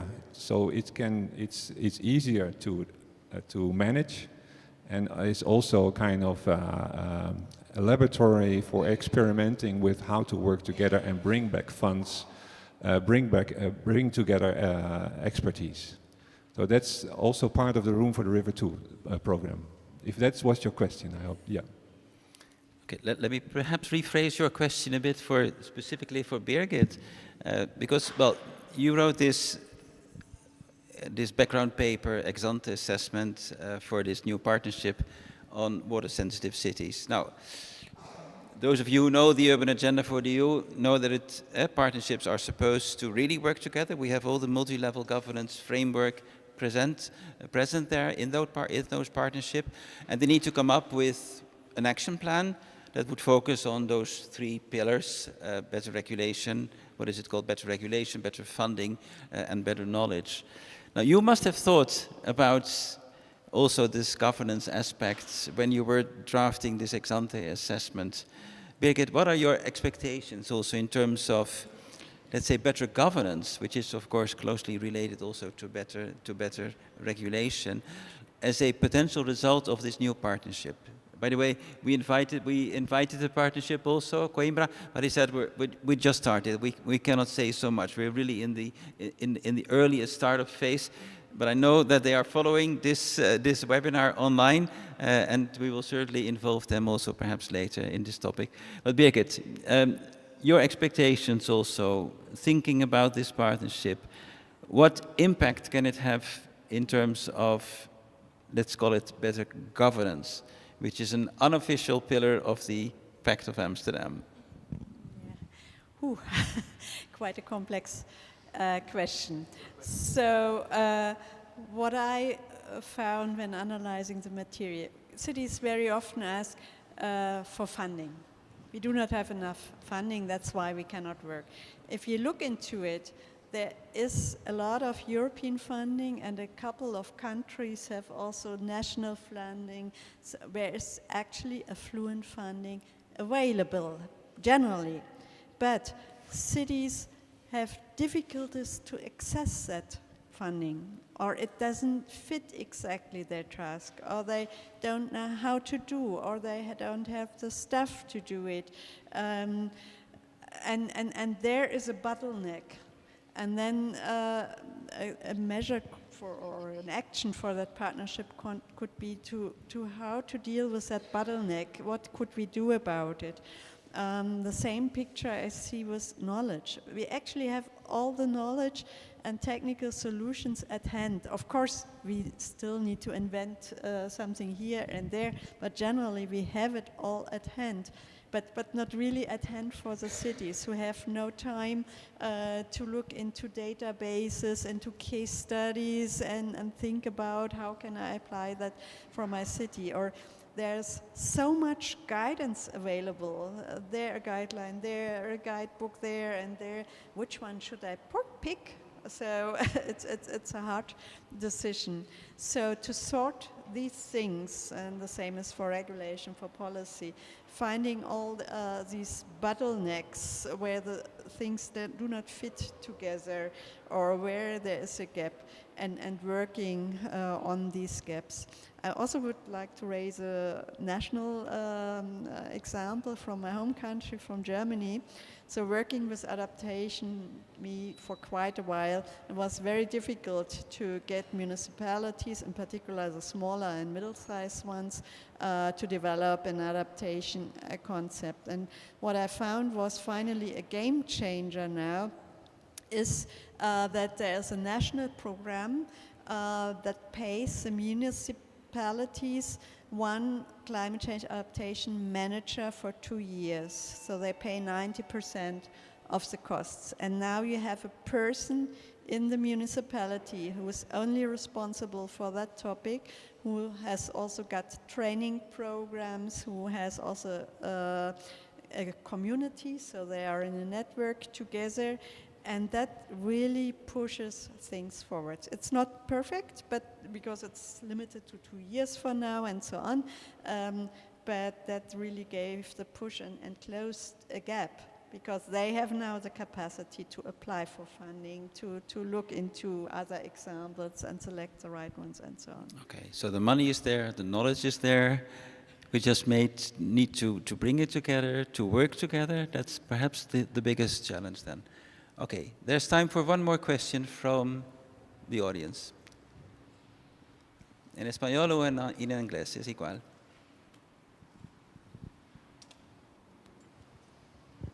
Hi. First of all, thanks for your presentations.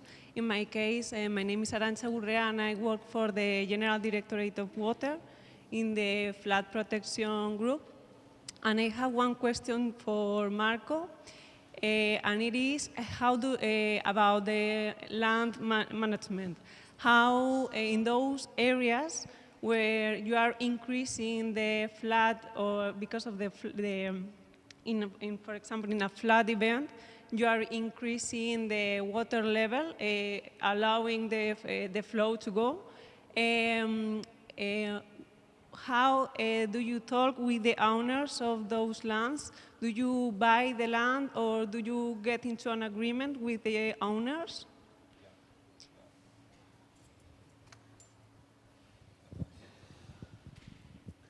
The question was if these measures that the current landowners, how do we deal with the landowners? Yes.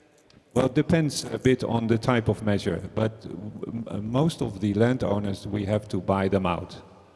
That's true. But I gave you also examples of the green rivers, for example, where there is a lot of agriculture going on. So the farmers can use the land for their agriculture activities. And when it is flooded, they get paid for the damage. So that's the arrangement we made in advance. And that was also necessary in order to get cooperation. So these kind of measures, yes, we have to do. Yeah. Okay, thank you, Marcos. Es tiempo de un pausa de It's café, time for a ¿no? coffee break Con desayuno. with breakfast. Veo I las can personas que see son the ya listos. people who are ready already. Dentro de 30 minutos. We'll be back in 30 minutes Empezamos con el programa with en español, the con program in experiencias de Spanish, España. talking about Gracias, experiences in Spain. por todo. Thank you all very much.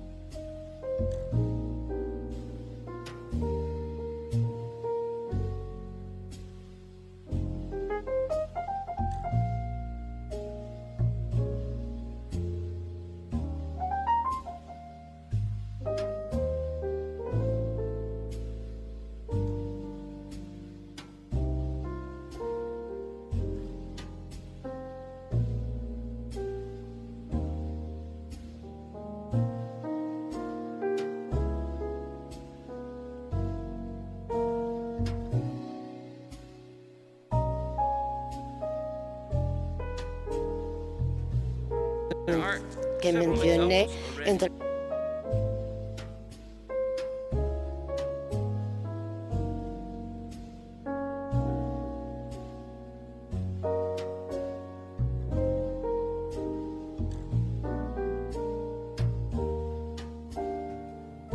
energy transition, also restoration of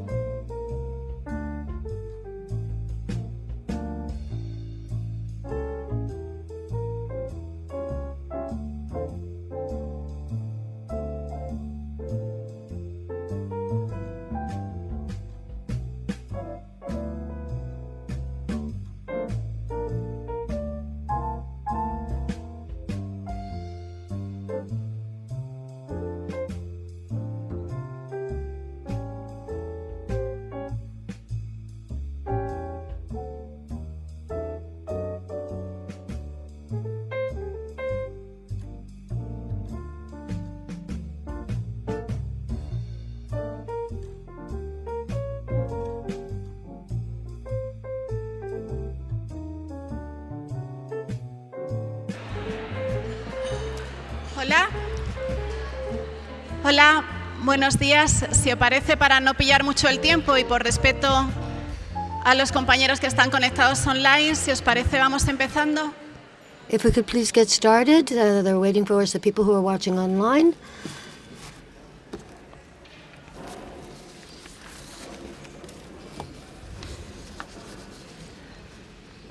Pues buenos días a todos. Como os decía esta mañana al empezar, muchísimas gracias a los que estáis aquí, a los que de manera presencial habéis decidido acompañarnos hoy para esta jornada que nos parece importantísima en el momento en el que estamos viviendo, que se organiza en colaboración, en cooperación, como desde hace ya muchos años, con la Red Europea de Conocimiento Urbano, con EUKN. Reitero el agradecimiento a Mar, que luego seguro tendrá también al final de la jornada la oportunidad de dar unas palabras. Muchas gracias también a todos los participantes en la primera mesa. Me consta que ha sido muy interesante, que ha dado lugar a un debate que también lo ha sido. Y seguro, no tengo la menor duda de que esta segunda mesa también lo va a ser. Entonces, con el objetivo un poco de ir organizándonos, ir empezando el trabajo, si os parece, voy a ir nombrando a cada uno de los ponentes para que vayan subiendo y luego les cederé la palabra. En primer lugar, en esta segunda mesa de la mañana nos acompañará Elisa Rivera, directora general de Planificación, Coordinación y Transferencia de Conocimiento del Ministerio de Ciencia, Innovación y Universidades. También estará con nosotros Jorge Alcina, catedrático de Análisis Geográfico Regional de la Universidad de Alicante. Francisco Javier Sánchez Martínez, who is Deputy Director of Water Protection and Risk Management of the Ministry of Ecological Transition and Demographic Challenge. And we also have Mario Ginés Pérez Cervera, who is the Mayor of Los Alcázares in Murcia. I don't know if he was here. As soon as you can get up here, that would be great. And then we have Lorena Silva Ruiz, who is the mayor of Catarroja, and Luis Torino, who is the manager of the area of Innovation, Sustainability, and Green Transition of EOSA. Well, as I mentioned, and just to put this into context, this roundtable is all about the urban agenda, which, as you know, it's the national policy, which in a very, very cross-cutting, integrated way, integrates many different actions that are having a big impact on cities, and it's having a transcendental impact and working on resilience. So how do we prepare our cities to prevent, to mitigate, and to adapt to climate change? And we don't have that much experience in it. We all know we need to work harder in that area, but it's important to seek out and implement those and learn from those plans and projects that have already been put into practice. So first I'm going to give the floor to Elisa Rivera, who is the General Director of Planning, Coordination and Transfer of Knowledge from the Ministry of Science, Innovation and Universities, who brings us the focus of innovation. Her talk will be about innovation. So we want to do this work on innovation, not as we've done in the past, but to find new alternatives around the innovation.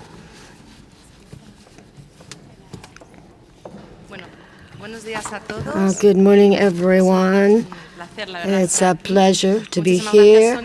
Thank you very much, Sonia. I'm going to briefly tell you about the origin and what we're doing from the Ministry of Science, Innovation and Universities regarding, from an innovation perspective, but also knowledge perception, not only because we have excellent research facilities or institutions, but also working from universities to tackle this challenge, the challenge that we all know exists, climate change in Spain. So now we don't know is how to tackle it in a way that's integrated and different from what we've done in the past, and particularly given these very serious events in flooding that we had in October of 2024. And so since we are a Ministry of Science and Innovation and Universities, it's our duty to think of innovative ways.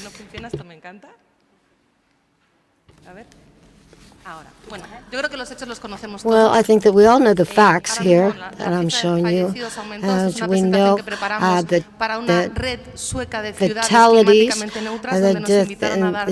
that occurred due to the flooding in the Valencian Murcia area.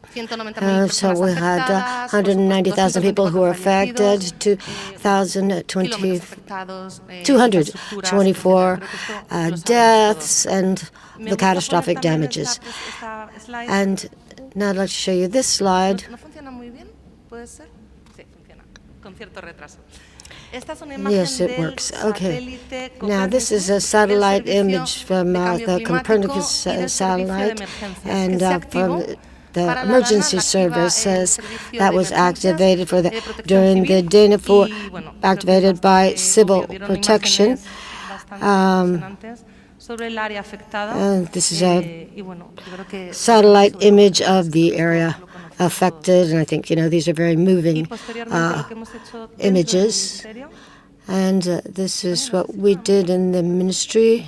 I don't know if this works, Sonia. The idea that we had in the ministry that we've been working on, the infrastructures that were affected, obviously. And this next slide, we see how housing was affected from the standpoint of the urban agenda. So we want to see how we can use this framework of the urban agenda and how different municipalities have used the urban agenda for reconstruction.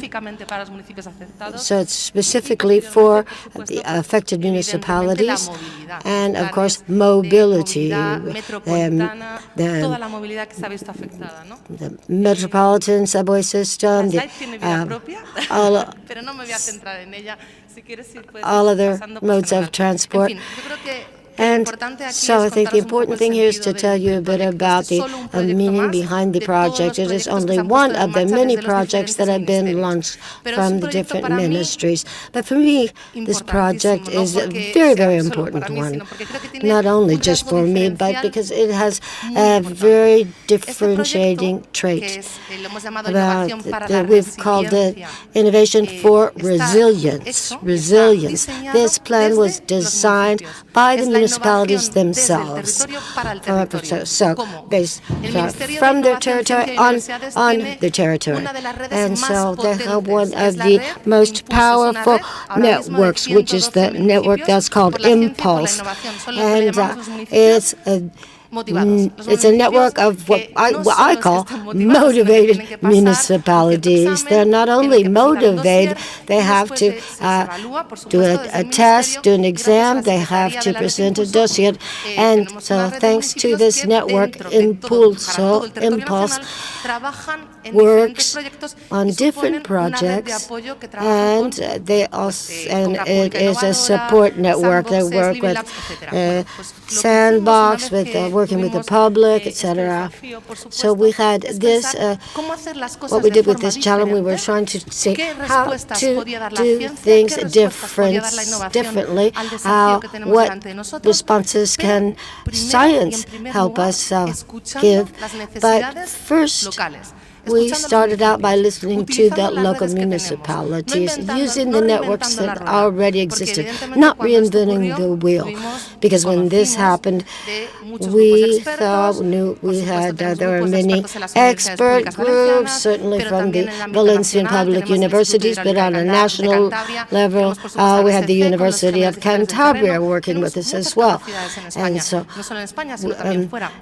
we have resources not only in Spain, but outside we have climatic and other programs. So the question was how to respond to the needs we have today while thinking of how we can do things differently for the future. And this is the basis of the project, and we're building the foundations together. So first thing is to do a different type of recovery based on this transformational recovery, a systemic recovery. Now, this city network is all over all over Spain, and so we put together twinning programs where the cities work with different municipal technicians that work in the different municipalities, and they're going to identify the challenges those municipalities that are affected are facing. The first pillar of this, the most important one, is to take advantage of the knowledge that exists in the municipalities and in the cities. The technical people in the municipalities and these consultants have knowledge that we can add to the knowledge that academia has, that universities have, that scientists have. So, and then we have to get these different communities, very different communities, in touch, working together. First of all, we did what we call a listening session. And we call this is a bottom-up process. First thing we wanted to do was listen to the needs that people had after this disaster. Listen to the municipality technical people. So we held this meeting a month ago where 21 municipalities that had been affected. We held a workshop to learn up close and personal about their problems, and then we put together different working groups, and we did it partially online. And in these groups, we had academia, science, specialized groups, experts in hydraulics. We had urban planners working with municipal technicians. So, and we also had the academics working with these technicians as well. And second, very important, the alignment of the resources. So all of the ministries have worked very hard. We created an organization in situ that was created for the DENA, for this storm, and it was created in combination with other ministries. Now, this might sound simple, but it is not. But we're also working with other European countries in similar cases, and because there are silos, it's hard to break out of those silos. In the short term, it's very difficult because the first thing you do is provide the immediate help. But then we need to be capable of coordinating among ourselves so that in this state, or that from the national level and out on the territory, to have an aligned and coordinated cooperation. And we worked with the urban agenda because we thought that this was the perfect framework. As Sonia said, urban agendas are the framework within the policies are established for different territories, and also on climate change, on transformation with the Ministry of Industry as well. And we're also working with the tax authorities, the Ministry of Economic Affairs. And so we're trying to see what we can do with the national government, how we can work with these individually affected municipalities, because this type of planning, this type of integrated collaboration is fundamental. So, the knowledge plus science. We're working with the University of Valencia, with the research groups from the University of Valencia, with also the Valencia Polytechnical University groups, and on the national level with the technical people on a national level. We're also working with the Committee of Scientific Investigation, and we're working with the public, or engaging with the public, and the mayor of Gothenburg offered us a twinning project. It's going to be very interesting. First of all, we need to work on the groups that we currently have and see how we assess how we need to do this based on innovation and knowledge, and also how important these groups that we already have can be in this. Now, if we could go on to the next one, these would be a summary of the project.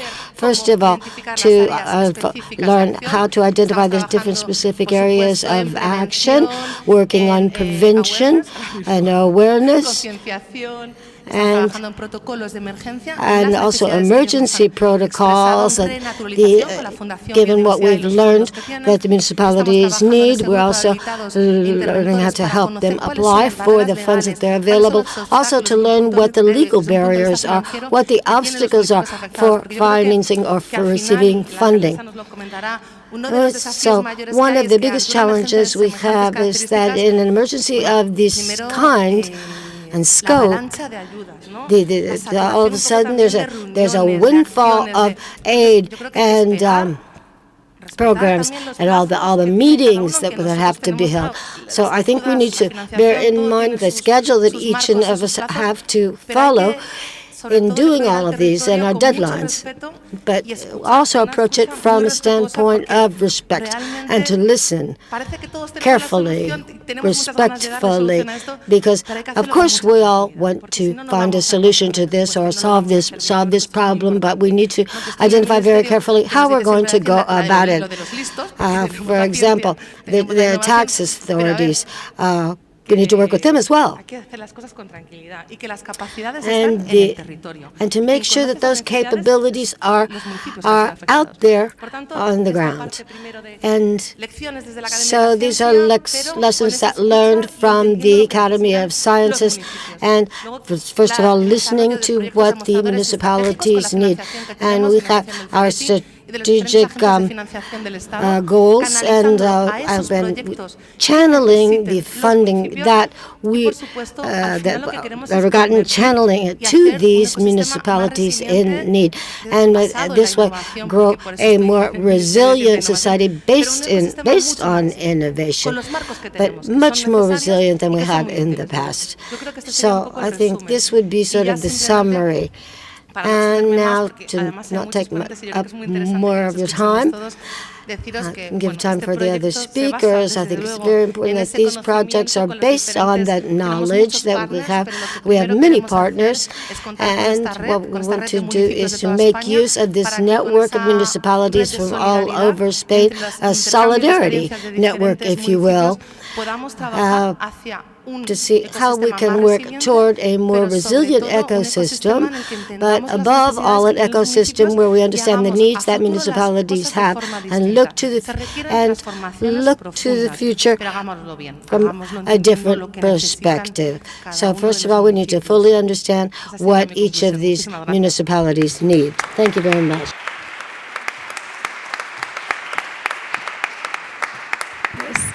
Thank you very much, Elisa. It's always a pleasure listening to you, and this excitement and enthusiasm for doing things. It's an honor. It seems that this coordination is very natural, and it seems logical to think of coordination between ministries, but it's so difficult to achieve this. And also what you've said, the message you've given us to stop and think, it's essential for us. And directly related to what you've just said, there's innovation, but also planning and involving the territory. And who better than Jorge Ancina, who's a chair of regional analysis of the University of Alicante. He's an expert and has a lot of knowledge on territory organization. I think you could use this microphone. Good day. First of all, I would like to thank the organizers, the Ministry of Urban Agenda and Housing, for allowing me to participate in this conference. And we're going to talk about the challenges that we face with climate change and the weather extreme events related to it. After the Dana, this sentence left by a quote by Goethe, as we know he was famous in the German Romanticism, but he has a very interesting theory of nature. And he says, what I've highlighted here, human beings often believe we're above nature, and actually nature every once in a while shows that we mustn't go beyond certain limits. And unfortunately, we don't always listen to this very much. We're experiencing a very complex 20th century, everything related to the environment and geopolitics. We're trying to milk our planet to the most. We've already experienced 6 pandemics, but on top of that is what you can see above on this slide. This structure that's going to accompany us throughout the century, this climate change process that unfortunately we haven't been able to halt. This clearly induced or provoked by the hand of man. And we're living in societies or territories at risk. This is nothing new. The Mediterranean society is a society of risk. But within the context of climate change, this risk increases. We increase one of the factors of natural hazards, in this case related to the weather, but it's added to the vulnerability and high exposure of certain territories to extreme weather events. I'm going to left my position very clear, and this connects to the previous wonderful presentation against deniers and climate extremism. We have to be based on science, because this will shed the light for all the policies and actions that need to be taken to adapt to climate change and minimize the risk. I'm showing you here 5 major challenges which I think are going to set the agenda for urban development and territorial planning, starting with climate change, but we also have to guarantee water security. We have to work on green infrastructures. We have to minimize natural risks. And as you know, in our country, for recent months or years, they've even been questioning public domain, both for water and coasts. And I think this is something that we should be reflecting on, because a territory can't bear everything, especially when that need that some manifest of controlling public domain is exactly to enhance its transformation of the same. And we're going to be focusing on the Mediterranean scenario, which is, to begin with, highly vulnerable and exposed to risk. And on top of that, this risk is increasing. And why? Here I've summarized geographically the features that make the Mediterranean basin as a whole a risk territory. The physical territory can be very hostile, and where human action has been very significant, and there's intense occupations, especially since the second half of the 20th century, which very often has not respected the boundaries of nature. We were surprised to see the very striking, dramatic images of occupation of flood plains by homes and buildings. As far as climate change, here are the 5 key ideas with which I'd like to summarize the first part of my talk. In the short term, it's an unfortunate process. We haven't been able to reverse the climate warming process, and the current geopolitical situation of the recent months, the situation has worsened. And secondly, the sea is a key element. Very often we don't give it the importance that it has, and the Dana has shown us the importance of considering the warming of the Mediterranean. And what's really important is the effect on the timelines, because these extreme events have to be considered. Fourthly, there are matters that are still we don't know about, and that's science. We don't know what a weather warming phenomenon could lead to, but we not so sure about rainfall. We have to continue researching on this. And then as far as territorial and urban development planning, we're going to need short and medium-term models. For example, a horizon of 2040 at the most. We have to review our planning, especially in the high-risk areas. It's very obsolete. It's from the 60s, 70s, or 90s. It's completely out of the context of sustainability and adapting to climate change. And for this, we're going to need, and we already have tools that allow us to work with climate modeling. In fact, the Spanish Meteorology Agency, these are essential references, as well as other national agencies. After the Dana, they were asking whether climate change had something to do with this process. There are 2 indicators that clearly say they did. They're saying whether there are more Danas now than in the past.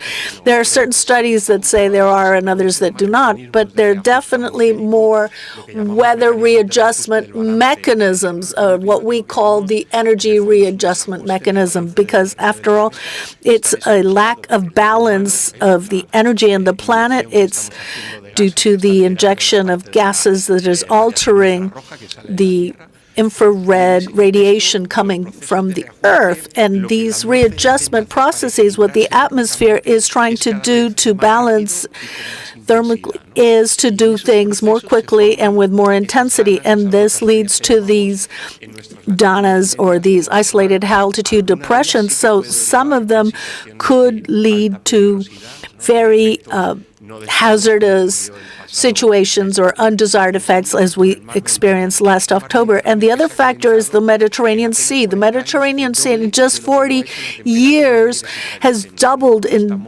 temperature than the rest of the atmosphere. It's since the 80s, it's been grown by 1.5 degrees, and a warm sea leads to two direct effects: the loss of thermal comfort. The heat in summer is less bearable, and there's the part of planning that needs to offset that. And on the other hand, a warm Mediterranean is a sea that is potentially more unstable. It transfers more energy to the instability processes. We saw that in Dana. It didn't beat a record rainfall in 24 hours, but it did beat the record of rainfall in 1 hour in Spain. Imagine how much water fell per minute in such a situation. And as I was saying, the context we're living in at the moment, we're talked about hazards, but we're highly vulnerable. Certain municipalities in the Mediterranean coast that have occupied areas that they shouldn't have occupied. We might think that the 60s or 70s or even the 80s may have been due to lack of understanding the territory, but after the 90s, that argument is no longer valid, and still they were occupying spaces, even in preferential flow areas. We're not just talking about, 200 and 300 meters away from the riverbed, but what was the most delicate moment of construction of those risk territories, the decade called of urban development between 98 and 2008. That decade, you could see it on this chart, in the municipality of Valdaya is when most flood plains were occupied during that decade.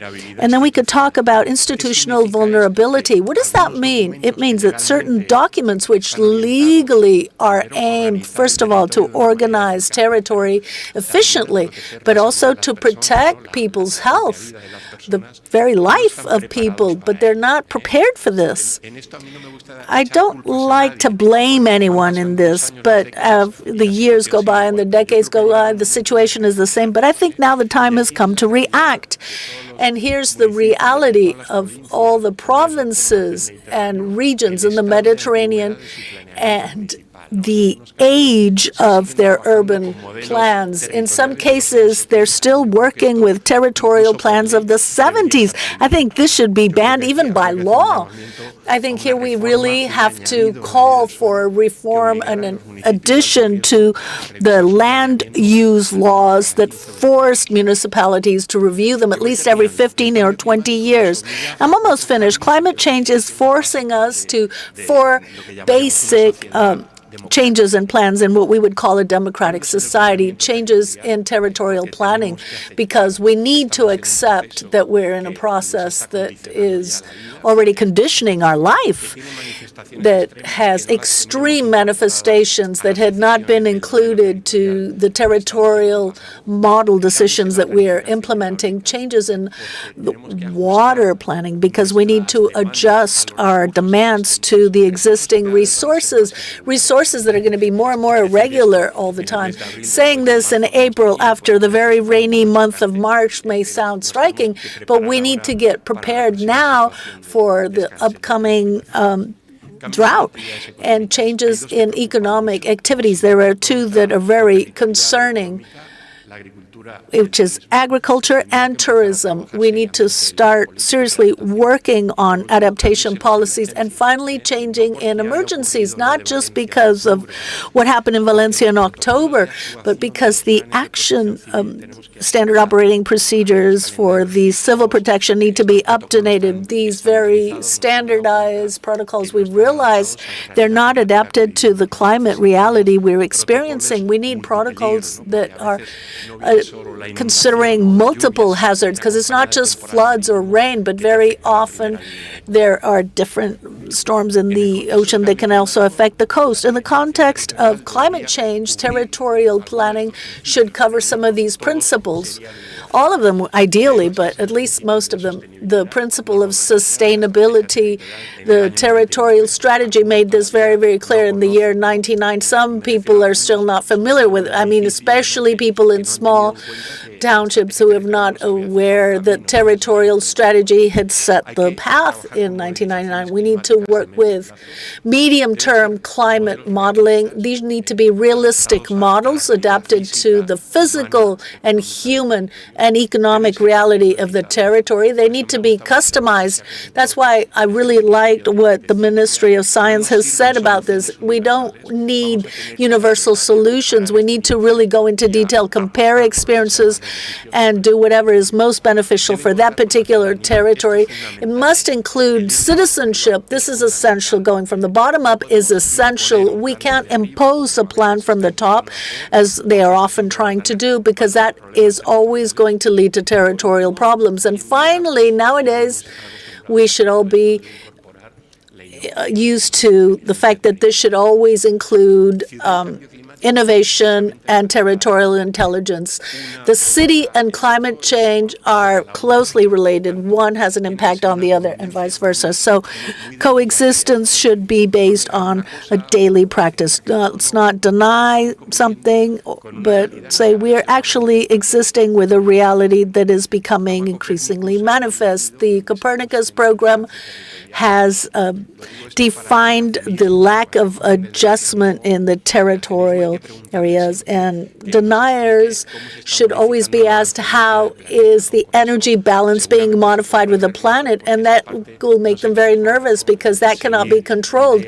To, carrying on with all of these misinformation in the social media, well, that's well and good, but you have to get to the depth of the problem. And this is the problem. What's happening on a daily basis, a warmer atmosphere means that it moves air masses more quickly and with more energy. There's more likelihood of extreme weather events, as I mentioned, either because of the heat, because there are masses of hot air with more instability, or because it also brings cold air to our latitudes more frequently. And this is the landscape of climate change that we're going to be experiencing in our Iberian latitudes. It might be very striking, but this is a reality. Our climate is losing regularity and normalcy, and it's going towards extremes, and one of them could be very, very harmful.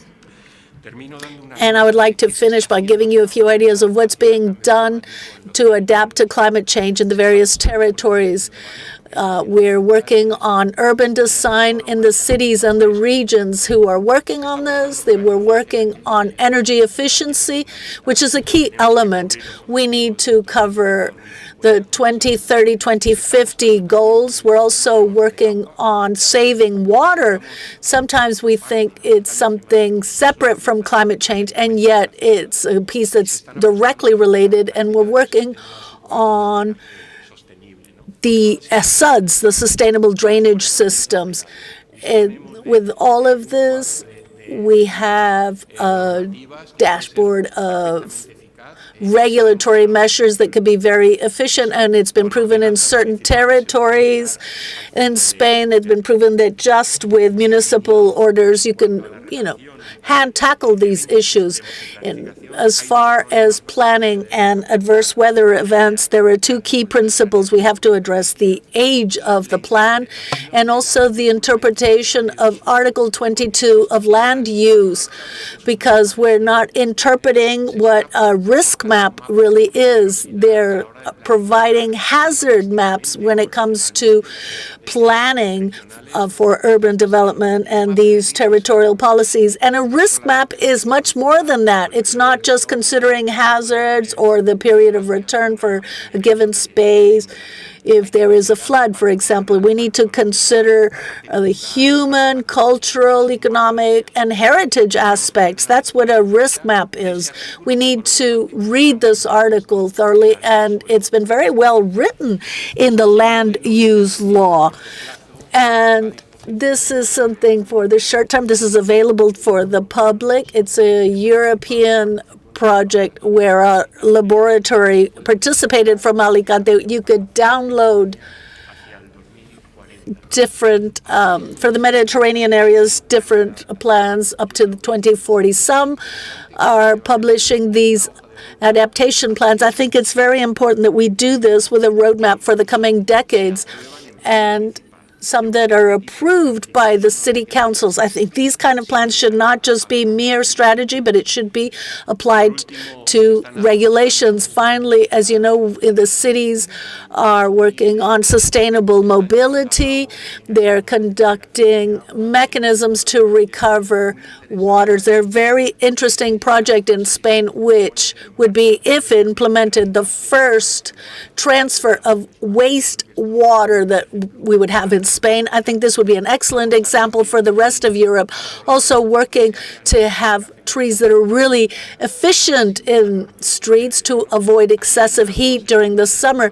Here are some examples of what good tree planting could be. It provides shade in summer, because very often, you know, we see that they don't plant the right trees in some cities. And also having water in cities. It's important to have elements so that we can hydrate, especially during summer, because we've already seen people are dying in Spain from excess heat. In recent years, there's an average of 1,300 people dying in Spain due to the direct effect of heat.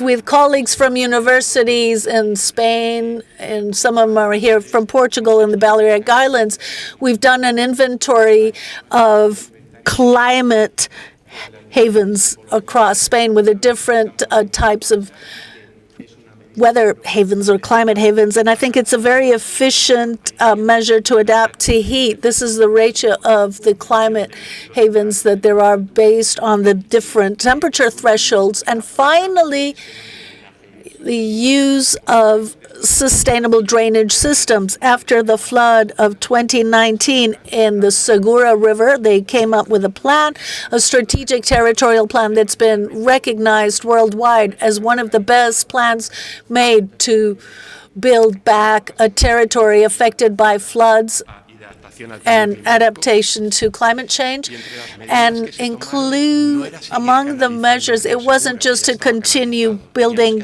channels, because they already had channels. We needed other kinds of works which don't solve the big flood, but the kind of rainfall between 25 up to 100 liters per square meter in an hour, which is what we're seeing more frequently in the Mediterranean coast.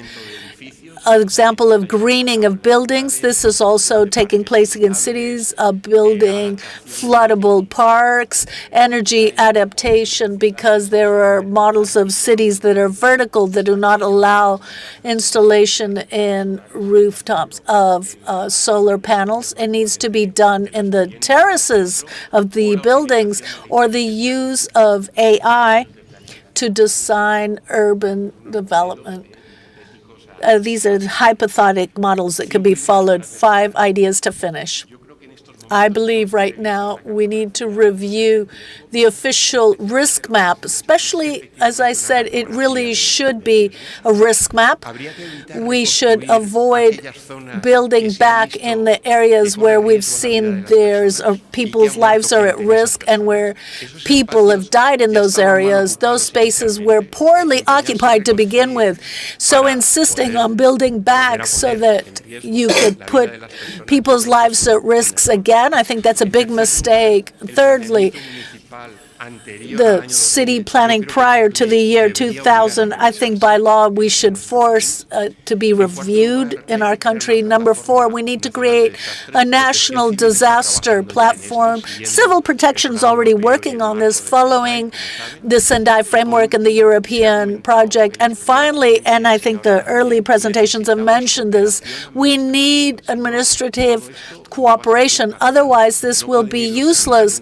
We can't have the city councils doing one thing and then the regional governments on the other hand and the central government separately, and then whatever the directives are from the European Union. We need to all work together. Otherwise, all the indications coming from science in our case are coming up. And I'd like to finish with this picture, which is the first floodable park that was opened in Spain. It was built to avoid floods in the city of Alicante, which, as you know, was an area that was currently flooded due to the surge of small tributaries. But as you know, it was causing a lot of loss of materials and vehicles in the affected areas. We built this floodable park that's been really, really effective, and it's being used as an example to be followed by other cities in Spain. Thank you very much.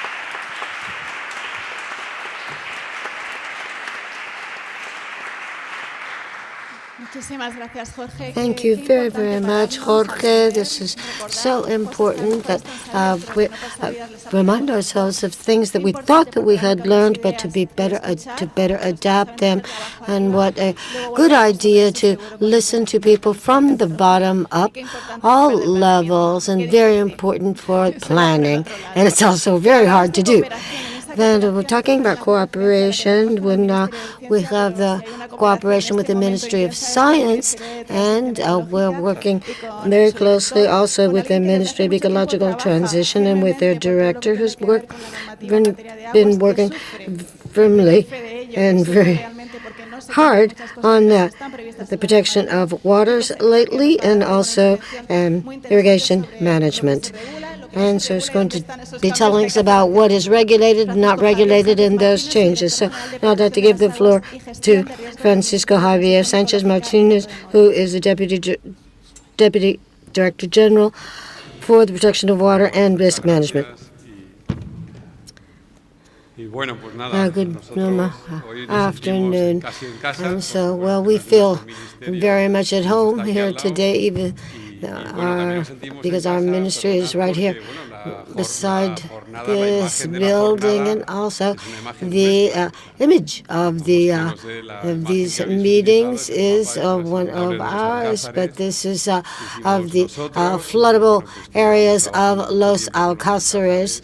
And we've been working very closely with Los Alcázares to find solutions, and I'll be telling you about some of them today.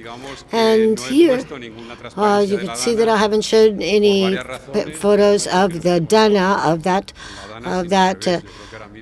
catastrophic storm and flooding.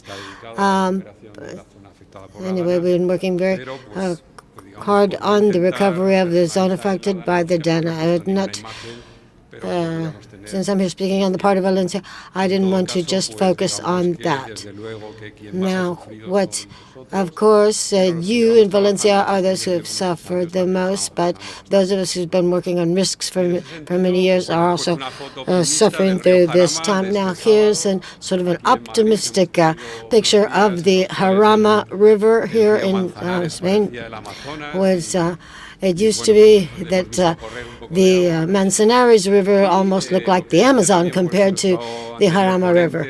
And you can see how it's grown. Now, if we don't want to listen, we might decide not to, but what we need to do is when we get up each day is to start looking at Valencia and then look at the rest of the country. But as I said earlier, the historic record of precipitation per hour fell in Torres in Valencia. That was in October 2024, as we all know. But it was the record in record rainfall in 1 hour.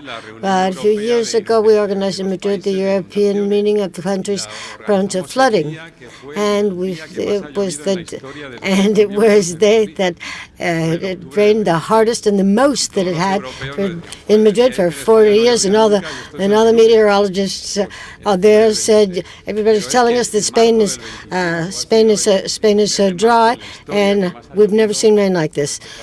And so, anyway, over this past we've seen all of the reservoirs are full in Madrid, much higher than normal. Yes, it is normal that in the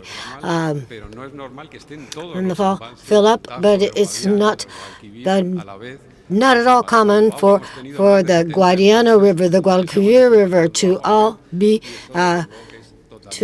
be using the excess water. And so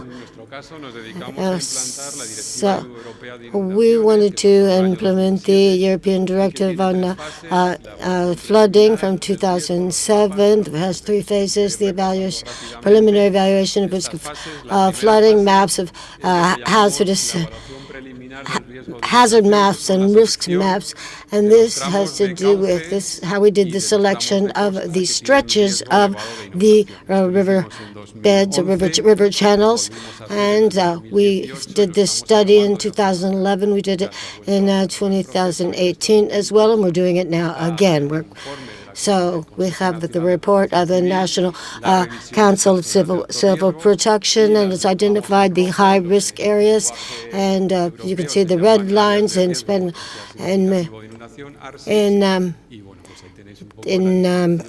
European Union language. It's called hazardous high areas. It's ARCIS is the acronym.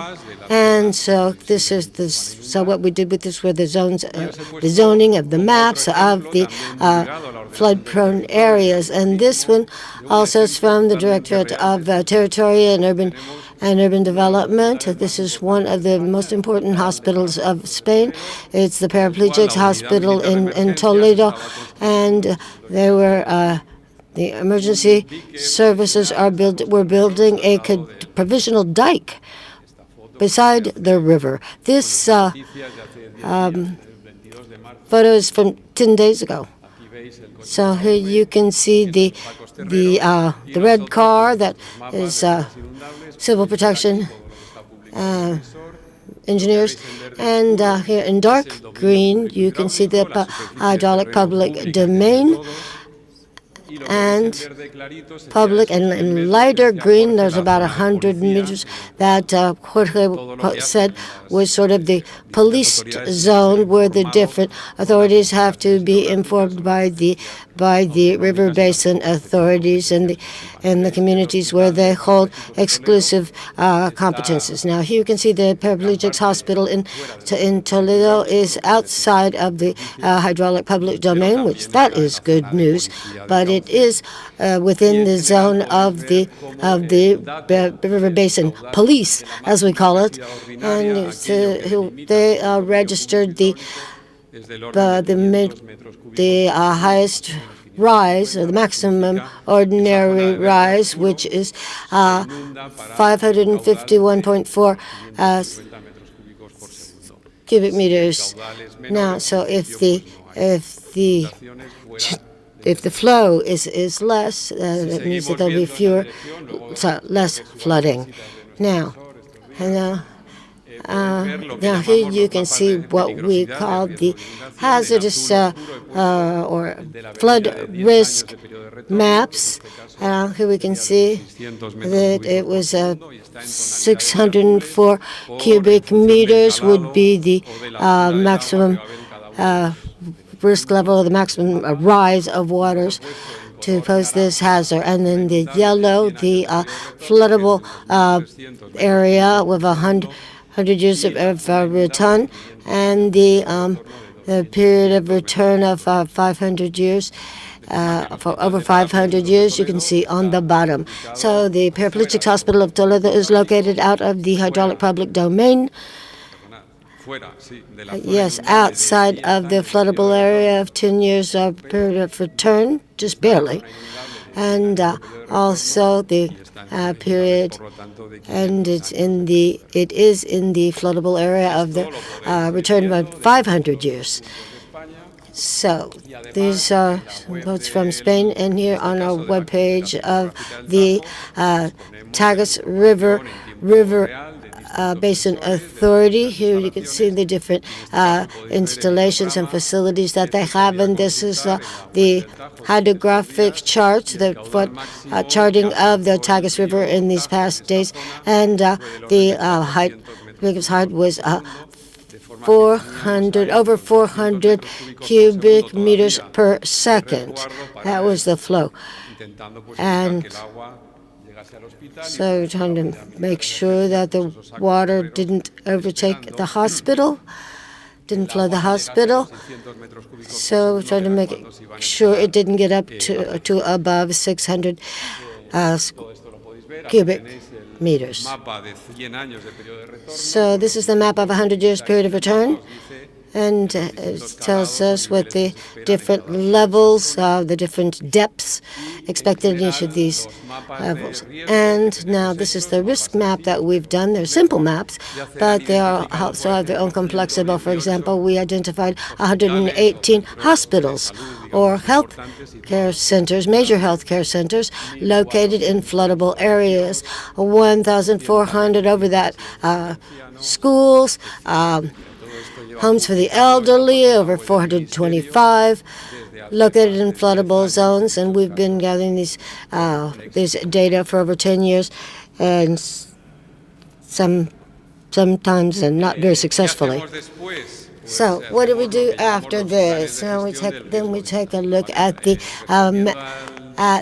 flood risk management plans, and so what if someone showed you a slide where to say that we reanalyze the maps, restudy the maps, redesign them every 6 years.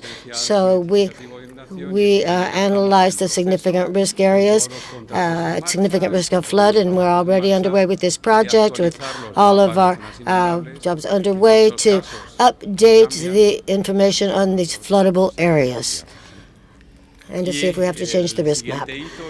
And these are management plans for hazard management, and it has different measurements which have to do with coordination, hydrographic, coordinating with civil protection, and also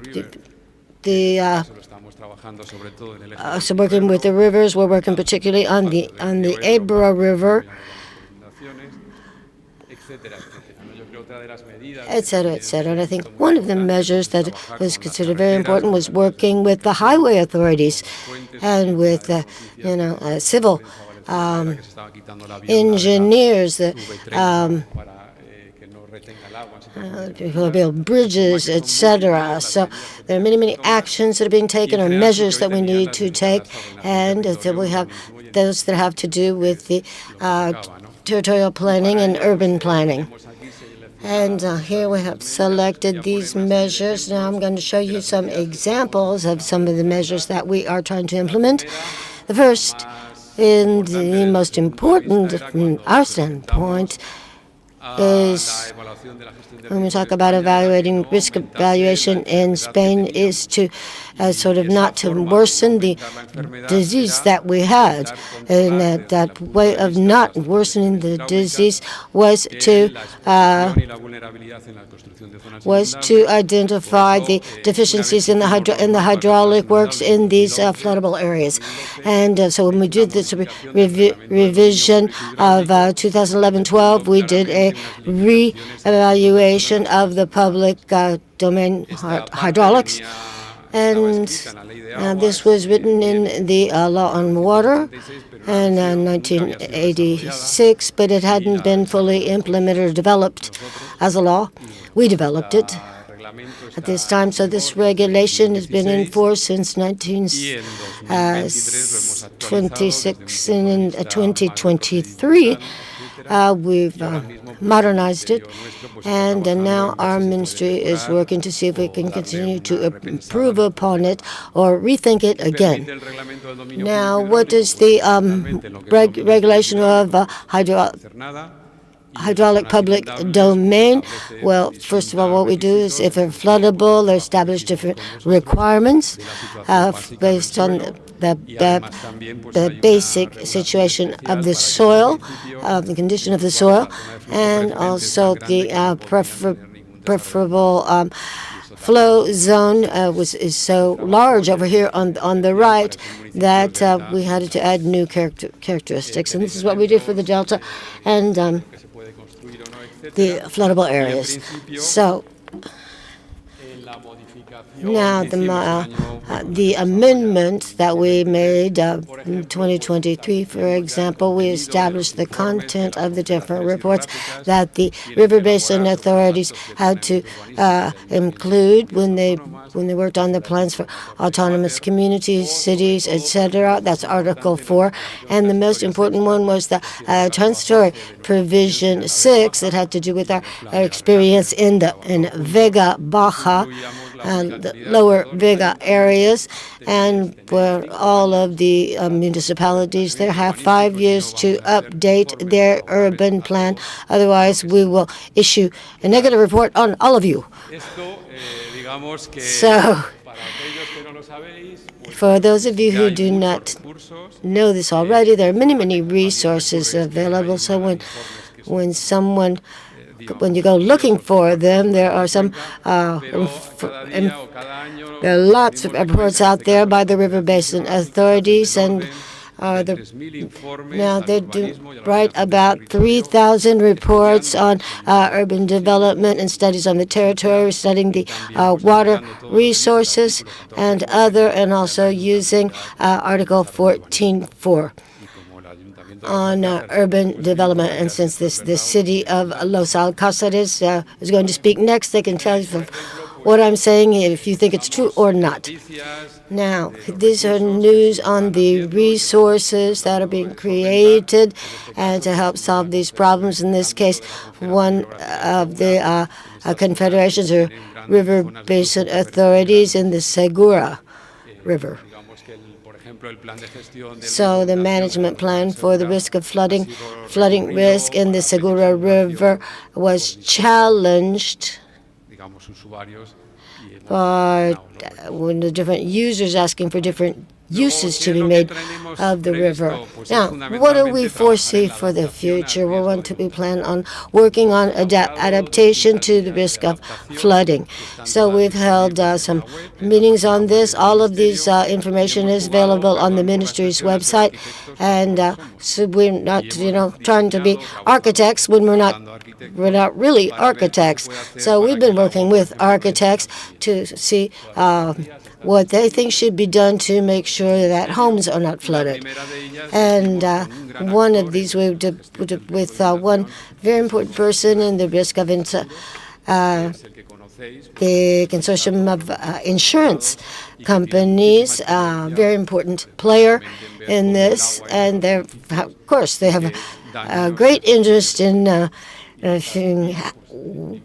what happens when buildings are flooded, etc. So they've been working directly with us and with our programs. And so now, in principle, when we have a building, these are the different strategies that can be applied to ensure that the water doesn't affect the building itself or minimize damage. What we would call to, first of all, keep the water from actually getting in the house, or that the structure is able to withstand the surge of water. So these are some of the measures that can be taken here. But most of these are practical solutions. So our first failure, I would say, is this.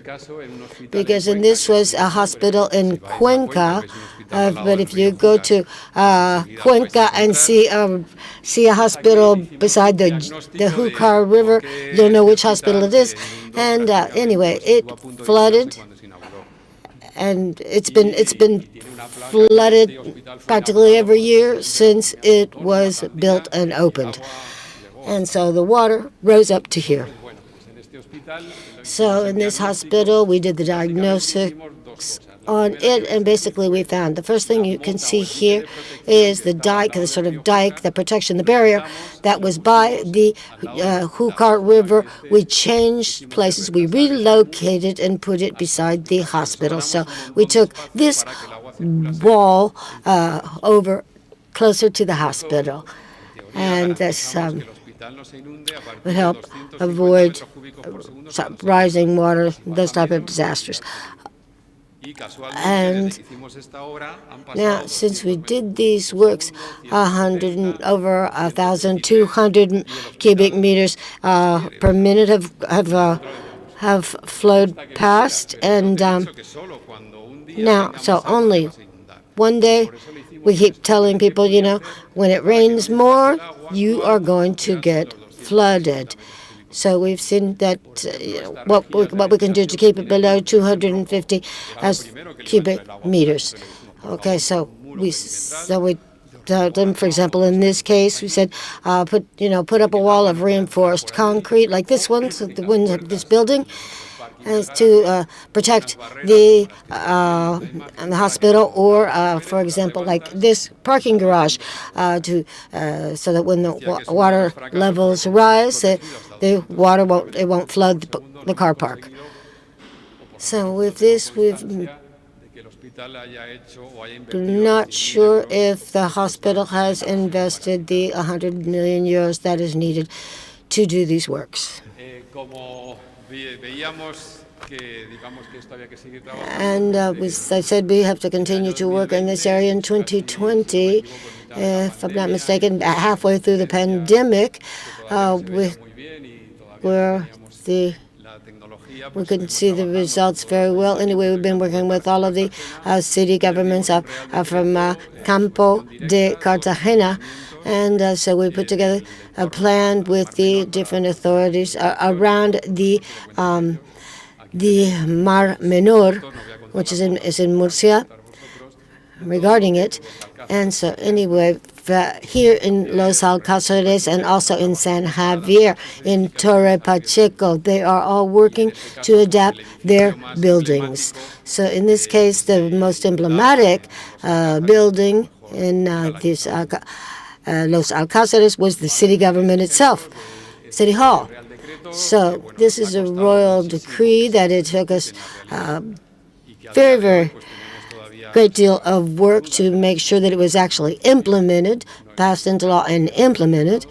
And so anyway, this is the first time we had done this, the first time that the General Water Directorate gives a direct order to these city governments for them to begin adapting buildings to the risk of flooding. Some of these, for example, are sealed doors that, raise gates that can be raised, floodgates, and we still haven't launched the system of civil defense. Now here's two other examples of what we're doing with these city governments around the Mar Menor in Murcia, and here so these are the different levels that we have. In our case, we have a level of territorial planning, urban planning, building planning, and legislation on water. We also have complementary measures taken by the autonomous communities. And Alicante, for example, they have to establish the framework within their territory. So, but as we saw before, that framework must duly be reflected in the urban planning documents of the city governments. We've given them 5 years to do this, and they are working as fast as they can. Now, but we need to take another leap forward. And that leap forward is that we need the coordination and the effective implementation of the municipal civil protection authorities. and these have to be put into place. That there have to be ordinances and established criteria of what can be done, what can't be included in the building codes. Now, here we saw in the city of Fraga in the Ebro River Basin, river channel, and here we showed them the maps. Now, in Fraga, what the risk was now, and this greatly affected urban development in Fraga. So what they did was adapt their urban planning model now, so that the urban land that was available for a building, that the buildings had to be built without underground garages. So here you can see this building is protected by a surge wall to protect the basements of these buildings. Now this is the water table level in Fraga, and this recommends the edification or the building possibilities or construction permits, and also places we need to think about in this case is one of these floodable areas, flood-prone areas, is in Grand Moor. It's a little town in the Ebro River Basin. There was a home for the elderly that was that flooded, and so the basement of this residence was occupied. And in this case, there were only between 30 to 40 centimeters of water since the river went over its banks or flooded, but it flooded all the lower parts of the building, the basements, etc., and there were no deaths associated. So the older people that were tied to their beds didn't drown, but other residents of the building did. And so this so we need to combine these municipal ordinances with municipal ordinances that make it mandatory that health centers or malls or shopping centers be adapted, the building structures be adapted to prevent flooding or to resist flooding, and also evacuation plans to mitigate all the risks that we've identified. And so the next point that we have to go to is we have to look at the technical building codes. And when we read them we're not architects, but we don't fully understand them. But here within the building code, there are references here to structural strength. And what we would like to see in the future is a specific point that could be called SINAN, for example, dedicated to security in case of flooding, safety in case of flooding.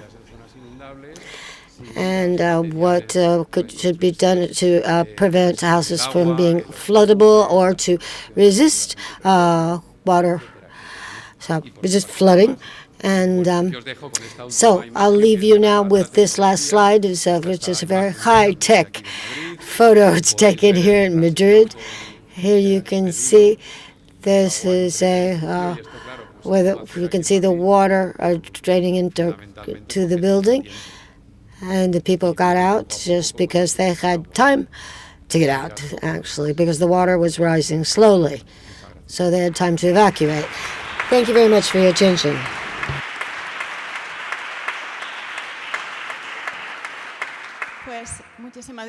Thank you very much, and also a telling off, and we'll pick up the gauntlet as far as we're concerned. We're already working in coordination to be able to answer some of the questions you've asked, but definitely an analysis is required. Something must be wrong if, these images are still being repeated. Everything is so related. But no, from a more practical aspect, the municipality of Los Alcázares, a long time ago, the advice director said, you have to talk to them, you have to talk to them. And we have been talking to them because they're a pilot project from the urban agenda, and we love listening to them. All the coordination of everything related to the water management policies and also the urban agenda. We have with us Maria Ginés, who is working for the municipality of Los Alcázares in Murcia. Thank you very much. Good day, everyone. For Los Alcázares, it's a huge honor to participate in such an important forum such as this one, and it is because we want to say that we look towards the future, learning from our past experience, and especially with the understanding that there's only one path forward, and that path has to be connected to resilience, sustainability, and especially to collective commitment of the citizens of Los Alcázares. Los Alcázares is a very small municipality on the coast of Murcia, next to the Mar Menor. It was well known for its historical heritage, and Mar Menor, which is the largest salt albufera in Europe, and it has been recognized recently as the leading ecosystem in Europe with its own rights, and we've gone from being known as something so good as the historical heritage in Mar Menor as for the following.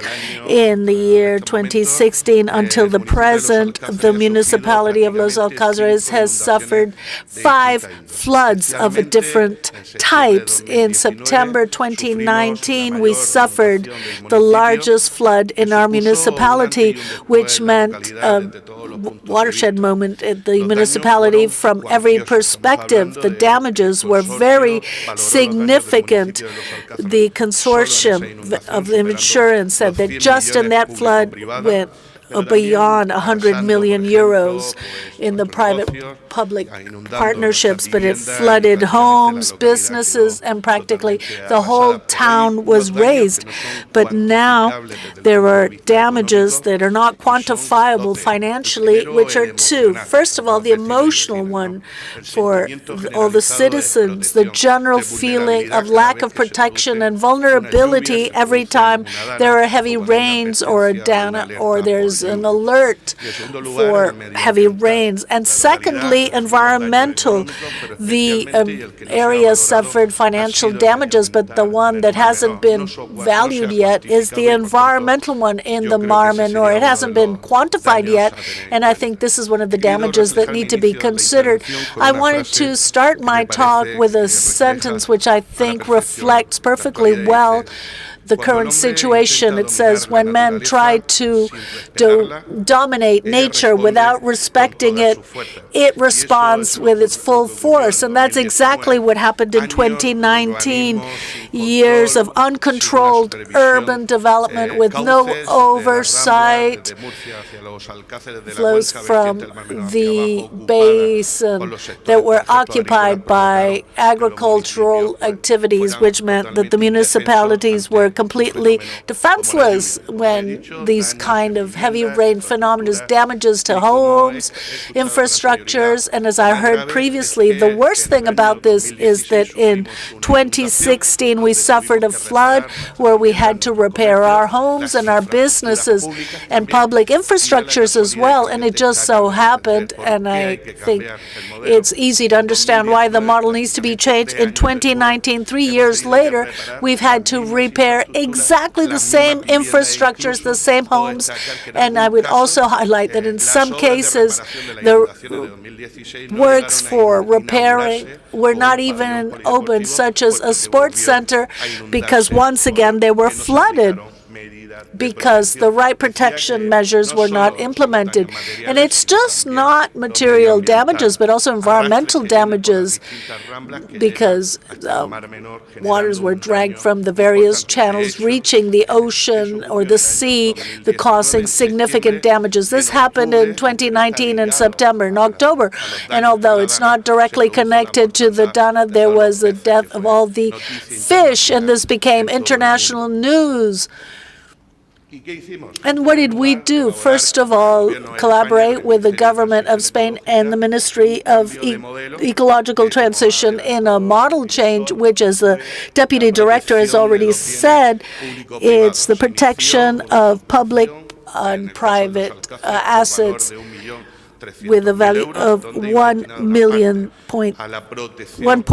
million euros to protect municipal buildings and the others for the citizens of Los Alcázares, under the idea that you can't solve a flood. The only thing you could do is minimize the risk, improve the protection of citizens by implementing these kind of measures.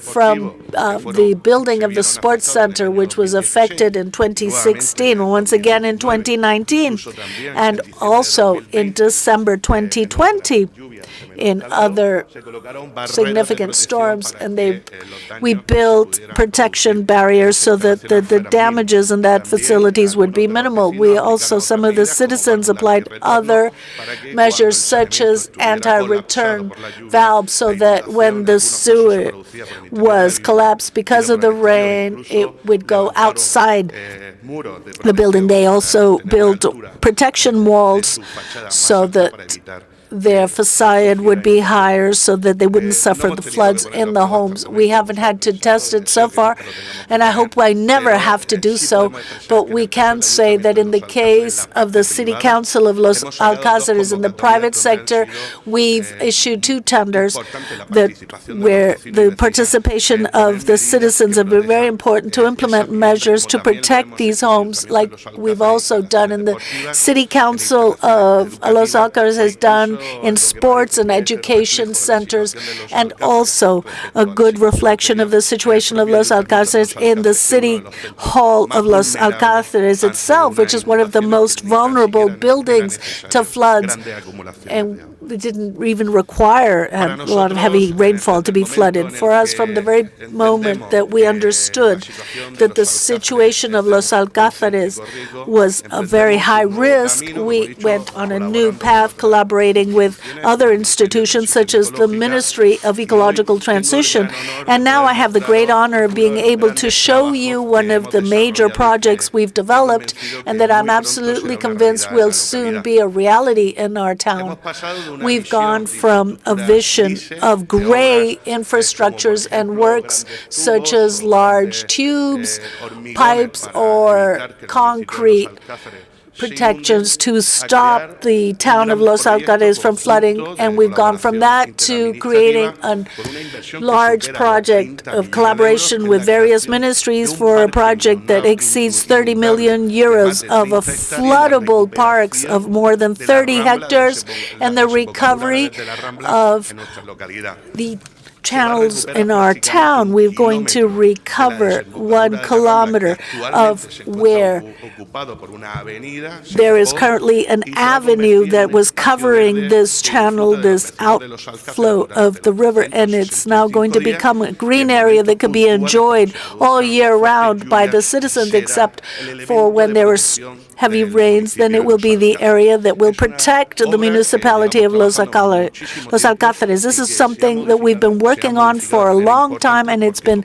significantly modified because it started being a gray infrastructure and it's been turned into a green infrastructure with vegetation and with a floodable area. We want the citizens of Los Alcázares to reconcile with their green areas so that they can understand, they can socialize there, and that it's part of the urban layout of Los Alcázares in a significant manner. And this work, no doubt, is one of the most important ones we've carried out. It started with the initial budget when it was a gray infrastructure of just 6 million euros. It is currently 30 million euros, and the commitment of the municipality of Los Alcázares is to complete this with other green initiatives, which no doubt is one of the most important actions to protect the municipality of Los Alcázares. This is the outlet or the mouth of La Rambla. If you are fortunate enough to visit Los Alcázares before we start work on this, it's practically all paved right now. It's practically all concrete. We decided to turn it into a green area for transit, to conduct sports, so that make sure citizens understand that this belongs to them. And it's not just a space to protect them against floods, but it's a space for socializing, for coexistence, and it's going to become one of the infrastructures that are most important in Los Alcázares. This is an image of the floodable park, more than 30 hectares. It's a green lung. It's becoming a very important space for the municipality, and it's placed exactly in the place where there are most runoff. We've calculated that since it starts raining in the Murcia at the top of the basin until it reaches Los Alcázares, it's practically 6 hours. The runoffs are very, very important. It goes through urban developments and the countryside. So this also protects environmentally the retention of sediment that will not reach the sea now thanks to this park. This is the part that the City Council of Los Alcázares has undertaken to execute with an investment of 3 million euros that has been possible thanks to the tourism sustainability funds, where we've tried to implement measures for protection, which are nature-based solutions. So in the case of heavy rain, they will have the least impact possible on our businesses and homes. But if something was the beginning of this journey that we assumed from the City Council, it was to be a pilot of the urban agenda. It's among one of the townships with less than 30,000 inhabitants. It was appointed as a pilot town, and I'm very proud to say that this urban agenda was signed by the 16 councillors in the City Council from different political parties or different opinions. We all assumed the role that the urban agenda wasn't just a symbol for the municipality of Los Alcázares, but it would become the roadmap that this town would implement in the medium and long term. And for this, it was very important for all of us to believe in this, and that these measures to be included in this urban agenda would not just be initiatives or actions that would be top down, but really it would be society. The citizens of Los Alcázares would participate, and that they would feel ownership of each one of these initiatives. And that's how we do it, collaborating in schools, through surveys, through working groups. And once we had the results of the participation of all these citizens, we included it in our urban agenda and implemented it, and we were one of the first municipalities in Mar Menor to have this approved. As I said, these were the first pillars for our urban agenda. Of course, after the floods and the crisis of the climate change that this municipality has suffered more than others, the environmental aspect is absolutely essential. The social agenda for our citizens is also very important, and the innovation agenda and governance one for us has been the biggest citizen participation initiative that the City Council of Los Alcázares has done since it was first created. But not only are we working on an urban agenda as a citizen participation project, we've recently started, thanks to European funds, another project born from citizens through the various work groups of citizens and experts in our area in urban development and industry, which is called the Los Alcázares is going back to its roots. So trying to remember what the town was at the very beginning, and having the citizens participate in this project based on 3 main pillars. The first one, renaturalization of our spaces, turning spaces into total green spaces for socializing, generating very large parks where no neighbors didn't feel they belonged to them, and now give them enough authority so that they could use them. Another one is transport. Find solutions to try to avoid excess car traffic through the city center. Try to keep cars away from pedestrian areas, and flexibility, sustainability. And we have such, like this seaside promenade of Los Alcázares, one of the longest ones in Mar Menor, in the Menor Sea. And the difference between this picture and the current situation is that now we just have planted palm trees, trees that don't give off shade. They're very expensive to maintain, whereas by planting different kinds of native trees from our area where it's not necessary to use a lot of water and make it a more accessible area and far more beautiful, of course. And we also included recently, thanks to European funds, which for the City Council of Los Alcázares, although we're a very small town, we have under 20,000 inhabitants, we created a European fund office, and we strove to get enough funds to transform our town. One of the projects that I feel most proud of is the renewal of the Rio Nalón Avenue. It was a commercial or shopping area that was covered by different canopies of various restaurants, and it was completely paved. We've replaced that model with a green model where we've planted throughout the promenade. We've also included a natural park, not artificial, and that we've accompanied by huge garden that's a green lung that our citizens will be able to enjoy very soon, because we made sure that the municipality would be permeable. Practically all of our works, and I will show you details in a minute, we're looking for permeability in the town so that there will be the least runoff possible.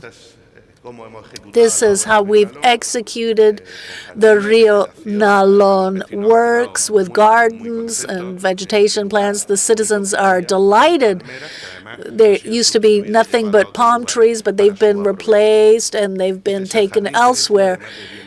This is the garden that is over 10,000 square meters, a green lung that allows cohesion of the municipality so that citizens can socialize in a nearby place where they had no green areas previously, and also reusing water for irrigation. This might sound like an absurd project that we're including a football pitch, but public policies that Los Alcázares implements, in all of them, we look for sustainability. A football pitch by 7, we've implemented 2 measures: reusing water with a formula that is very traditional, which is generating a well or deposit that allows us to store water, and replacing rubber with another sustainable material. So we are gone ahead of our times, because I think soon rubber will be banned from all football pitches. Another one of the measures, they're small, but everything adds up and it helps us transform our town, is how we modified the Jaén Street. It was a street where we've created small plant areas where there are heavy rains. They will retain the water. This is all permeable, and so less water will reach the sports center when there are heavy rains. It's the same, the area, the front of the sports center, with municipal investment, we've generated green areas where they didn't exist. We've built bike lanes, and the idea to turn the town into a permeable location so that the water won't affect the town as much. And another phenomenon that we found with climate change are the very high temperatures. We're implementing in the city center vertical gardens or areas with shade so that there won't be very high temperatures during the summer, and so that the citizens and visitors and tourists can stroll through our town with no problems. Los Alcázares is a town that has learned from its past. And to finish, I would like to quote someone that I think is very important. It reflects the social commitment, technical and political commitment of this town. It's not the strongest species or the smartest one who survives, but it's the one who best adapts to change. And in this regard, Los Alcázares has decided to adapt to change through sustainability, the respect for the environment, and always with the joint participation of citizens, experts, and public representatives. Thank you very much.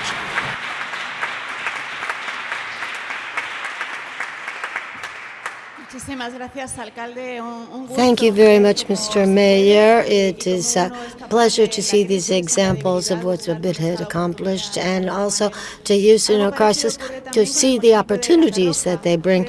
This is something similar happened in Catarroja, a town that was also affected by the flooding in Valencia, like the flooding in Valencia.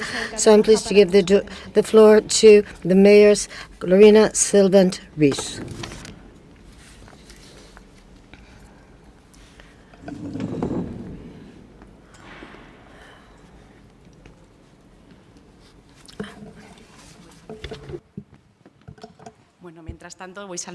Well, first I'd like to wish you a very good afternoon.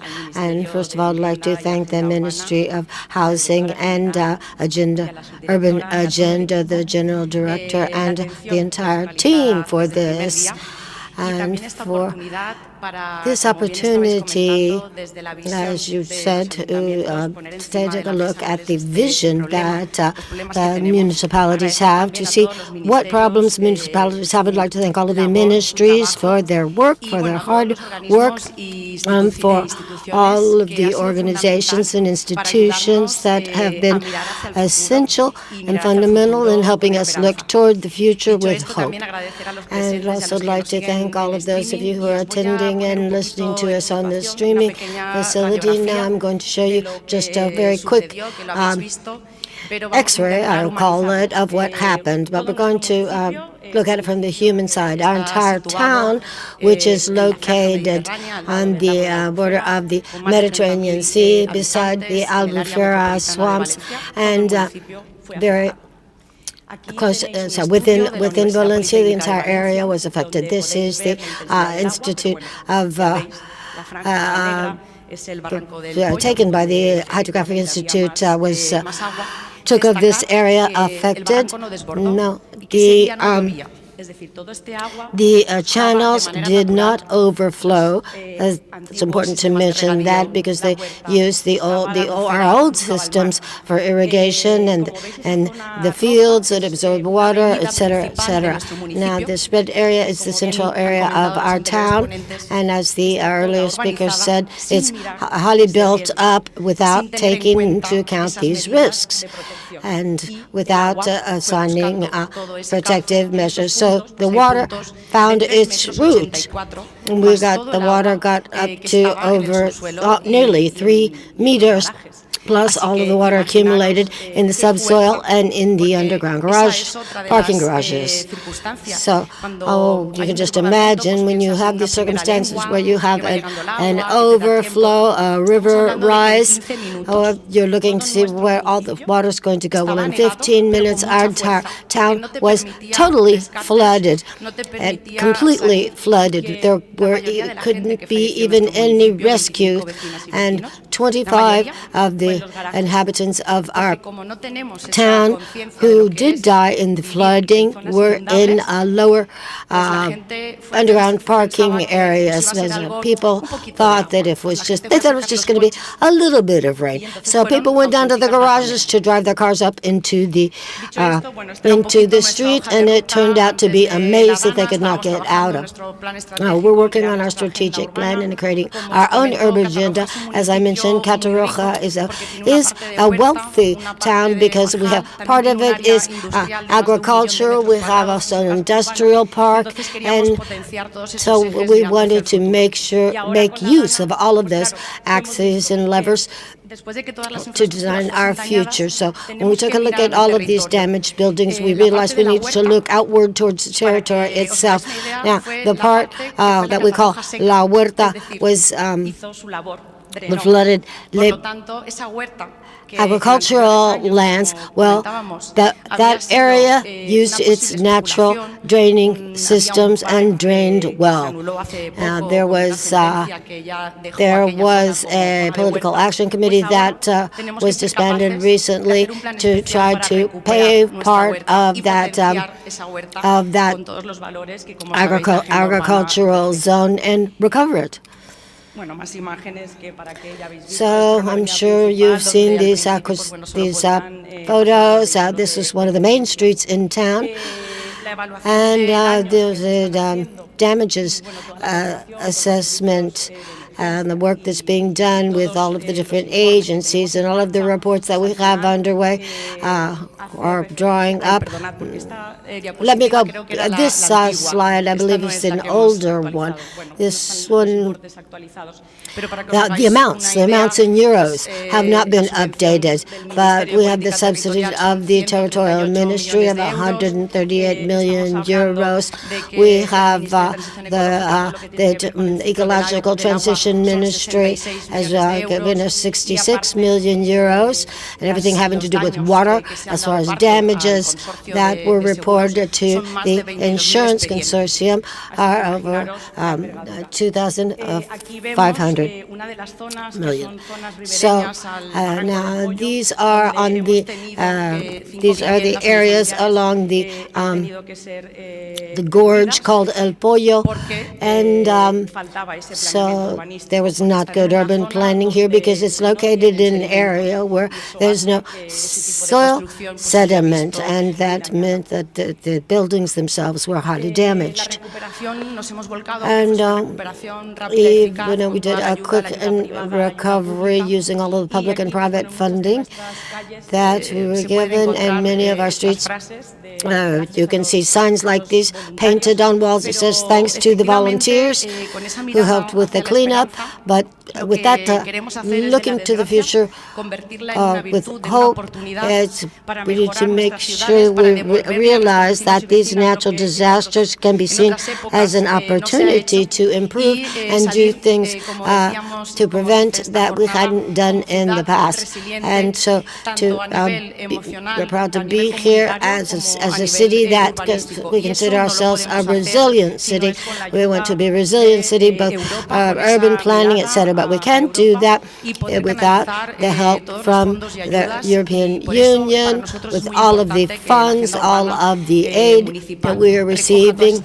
And that's why it feels very important for that people from this city put into use all of these and draw up new strategic plans. One of these is a strategic housing plan that's being drawn up now for the first time.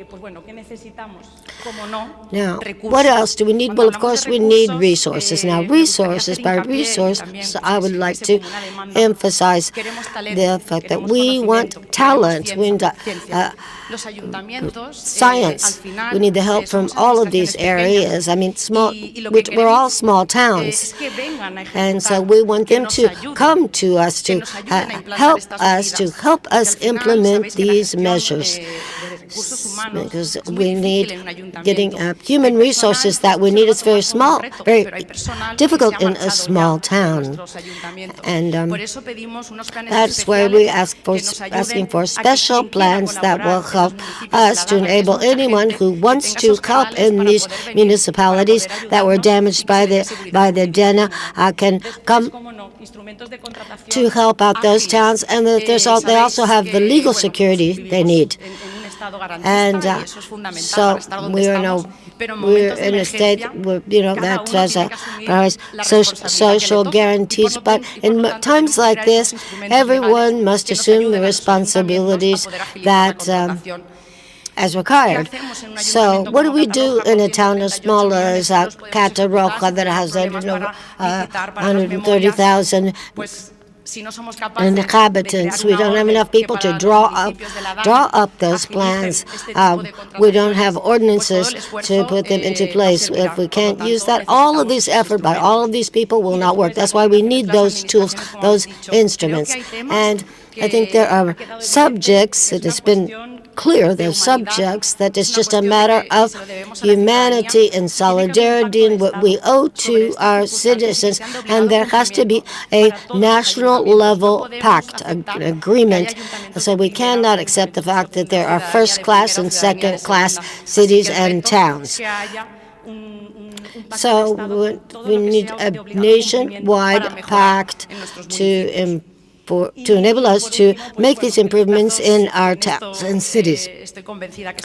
Now, I'm convinced that this will be adopted, but also the deadlines for delivery need to be adapted to the circumstances in a small town in a very small town that was affected by the data. We can't just call them and say, show up and because there are funds available. No, small towns like this need planning. They need technical people. So we need to lead on the human side, and it's been very, very difficult recently. So they're not making it easy for us. In our little communities, the elevators don't work, the lifts don't work, parking garages are empty. We've got the local schools are all being rebuilt. So if we don't all work together and lay the facts on the table, what the circumstances are, so that people will see that what's most important is the human aspect, and that we also cannot live in fear. We must recognize it and adapt.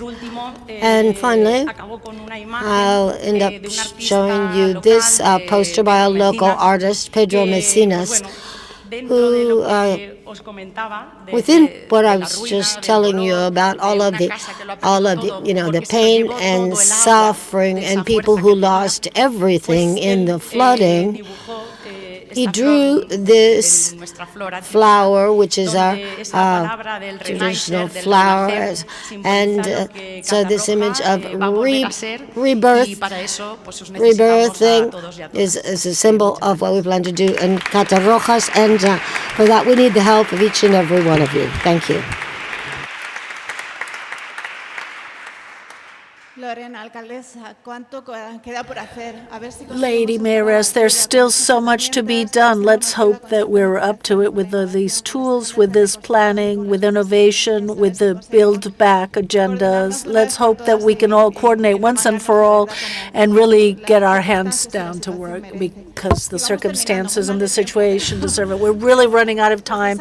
We're almost finished, but as other experiences to be implemented and to take advantage of in these various opportunities that have been described throughout this meeting. Luis is here, Luis Turiño, who's the manager from the area of innovation, sustainability, and green transition, to talk about resilience and to make cities more resilient. I'm afraid we're running out of time. It's the disadvantage of being the last one to speak. Good morning, everyone. Thank you very much to the ministry and EUKN for inviting us. I'm Luis Turiño, the manager of the area of innovation from the consultancy called EOSA, who works for the public administration. And within the thematic areas that we work on, the urban area is one of them, together with everything related to supporting the environment and nature preservation policies. And what I'm going to be presenting today is how, in a very practical manner, a local municipality, in this case the town of Pontevedra, could bring together both elements to make a more resilient territory facing the climate change related threats. This is an air view of the city of Pontevedra. For those of you who don't know us, we're in the Rías Baixas parts of Galicia, and we have the river Lerith, that ends up in the sea here. And the relationship between the city and its river system and marshes has never been very kind in the last 50 years, as we'll see. And we have the river Lerith and other smaller rivers that cross the city or around it. We're going to be focusing on projects that are being carried out in the Rio Gafos and Valdecorras, which are the ones that are selected here in green. As I said, the relationship between the city from an urban perspective with its natural river environment and sea environment has never been very kind in recent years.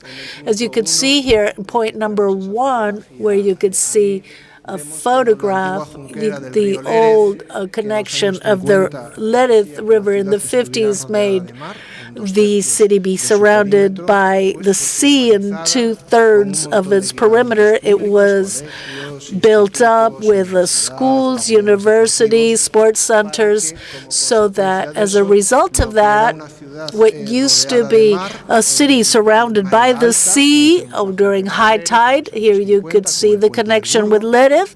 In the 50s, with the bridge of Burgos, it was turned into a channeled environment, and that bridge was actually funded by the city funds. And there was a parking lot that is in the former junction of the Lerith River. And another one that we could see here in the juncture of El Alba. This is a picture from the early 1970s and high tide. You could see it was surrounded by the sea. And now we have a channeled juncture where you could see the green and red dots are the same spots previously and now. What are the consequences of all of this in the city of Pontevedra from the urban perspective? Well, as a result of the situation, we've fragmented the territory, which has meant that we've eliminated 90 hectares of marshes, of junctures. There is still 30 or 40, but we've done away with most of them. And this favors a loss of ecological connectivity, higher presence of invasive species, because the environment has been altered. There's also been an explosion of the river of the city, because a city that used to look out to the sea is no longer doing so. Many developed areas in those spaces, the urban quality is very low quality. So in some cases, they're even degraded areas. And we've lost a lot of heritage connected to the traditional use of that land or that area. And finally, and what's most important, and what I'm going to focus on in my talk, is that it increases the exposure to natural risks. And we have less resilience to climate change. What used to be a system with a water dynamic that allowed regulating extreme events, and it allowed the marshes to absorb excess water. It had a higher capability to regulate these events, but we've lost that because we have a smaller area where the river can overflow. So this means that with the same flow, there is more speed, it generates more damages, and it puts people's lives at higher risk, and also higher risk for assets and heritage. Therefore, we need to work to find a solution. That's the starting point, to understand the current situation. And as the undersecretary or underdirector said, in the case of Pontevedra, we have 3 areas of significant risk of flooding, the river Lerith itself, and also 2 more that are smaller, which are the river Gafos and the river Valdecorras, which is not even a river. It's a very small stream, but it causes recurrent floods in the city of Pontevedra. Therefore, what I'm going to be presenting are 2 different projects that are being executed. We're starting works on one of them this year related to these issues. The very first one is renaturalization of the underground stretch of the Gafos River. The Gafos River, as you can see in this photograph from the 1950s, from 1957, it was in the perimeter of the town in an agricultural area, in an area where the population could swim there. There were trouts, and there was a medieval bridge, manor house, which was brought to Madrid. It is now currently in the Casa de Campo in Madrid, and what was generated was a residential estate that you could see marked here, where the river, we used to cross that area. You could see that it was marked. It even generated an island.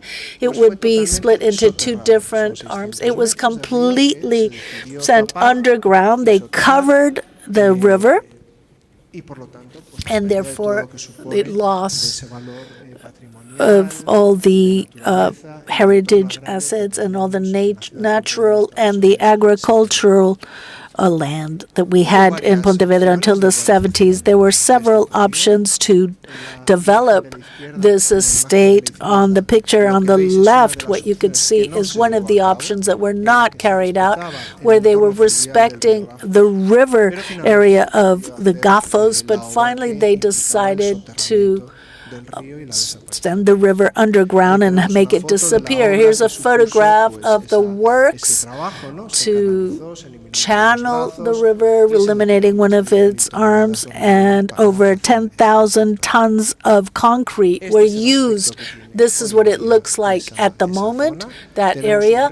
We have a river which also, for safety reasons, the pavement covering it cannot be walked on because there are problems of stability given and that's what it looks like at the moment. This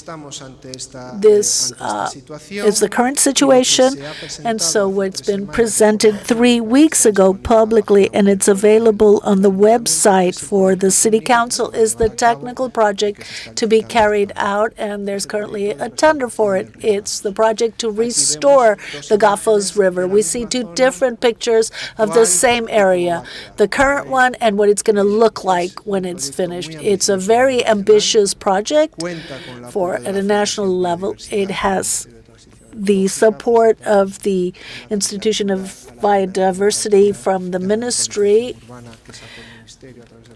from a call that was issued by this ministry through its foundation, and this is a result for that project. It's a complete recovery of all the part that's underground, with a significant investment, adding more than 1.5 million to modify the services for channeling rainwater and the river water, and that we're still underground right now. It also means eliminating part of a street that you could see right here, which is Alcaldevia Street, where there is urban traffic, motor traffic. That's going to be removed. Some quick figures of the project itself that is being tendered. We're going to be recovering 3,800 square meters of the river. There's acting over 21,000 square meters. We're recovering the river and we're going to be removing all the concrete in the area. What we're looking for, because it's a biodiversity foundation funding, so we're restoring the river. It's an ecological restoration.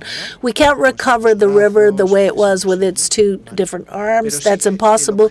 But the objective is to restore the river based on environmental criteria, generating biodiversity in an urban area and restoring a river according to Galician rivers with the riverside forest. Because we're in the middle of the city, we also have to think about the social use of that space, and therefore we're also considering the creation of an area that could be used and enjoyed. And also in some of the meanders, we could have an area for swimming where it's now impossible to do. These are the figures of what's going to be created. A natural prairie where people will be able to swim, as I mentioned previously. So this is natural recovery of space that doesn't exist right now, with 4 different areas in the broadest area: a flood plain, a river side, a promenade, and a park. In the areas closest to the river, the vegetation and the treatment will be ecological renaturalization. Okay. And all of this, how does it affect resilience? Because so far I'm talking about how it's going to look like from the environmental perspective. These are the diagrams and the water models associated for a return period of 100 years. This is the current image. As you could see, the channeled river is shaped as an L. It doesn't look very natural, but that's what they decided to do. And this is the flood stain of the area with a return period of 100 years for those surges that occur every 100 years on average. And this is the flood stain for the same period with the solution that is being proposed. So it ensures better performance of the river when there are surges. So this is an example of a green infrastructure, a nature-based solution to solve a problem that is very common in this case, which is a river overflowing. How can we achieve this? Because what we're doing is increase the area through which the river can flow. Right now, it's what you could see here, it's underground, and then depending on the areas, because they're not all exactly the same, we're going to have sections that are larger or smaller, but always bigger than what we currently have. The average is that blue line that you can see right now, and what is boxed, the river at the moment. Therefore, in the broadest or widest area, so to speak, we will have this picture. You could see the serial warehouse, the Oreo, and what is going to be the result of our intervention. As we were saying, the citizenship participation and involving social groups is very, very important. And the result has been that the support for this initiative has been unanimous, both politically, all the various parties governing the city, and also socially and from the neighborhood communities. They're asking for this initiative. This is not a project that we've just occurred to us from scratch. This is an initiative that was on the table for decades, but no one took a step forward or generated the necessary elements to be able to implement this. And now I'll explain exactly what these elements are. All of this information on the project is available on the City Hall website. You can download the whole project, the maps, everything, all the information, because this was presented just 3 weeks ago, and it's now been uploaded to the internet. Another initiative that is also on the table, it hasn't been it's not as advanced as this one, but it's on the right track, is the floodable park to control floods of the Valdecorvos River. It's a very small river, the river Valdecorvos, that ended up in the conjecture of the Ledith River. You can see the photograph before it was developed and the current situation. The juncture has disappeared, where was the mouth of the river, and the last stretch of the river was channeled. It was also sent underground, and on top of the juncture they built a sports center, school, and so on. It's what you could see here in red. Therefore, the consequences of this decision is this is one of the areas with significant risk in the city of Pontevedra, affecting almost 1,000 people, and it's a situation that floods very recurrently. Every single year, the streets around that sports center flood. This is a photograph from just this year, and the others are from other years. Every year, that area floods. To date, there had been no solutions until now. Either we get rid of this structure or there'll be no solution. Yet we came up with alternative solutions, and what we're addressing at the moment is to create this floodable park. This floodable park will have a surface area of 5,000 square meters. It's a very small river, as I said, to be able to absorb water for 7.5 thousand cubic meters of water. It will have different areas that can be used when it's not flooded, and we'll also be restoring the length of the river. It's a city park, so we can use the land, and we'll be improving the biodiversity of the environment with that stretch.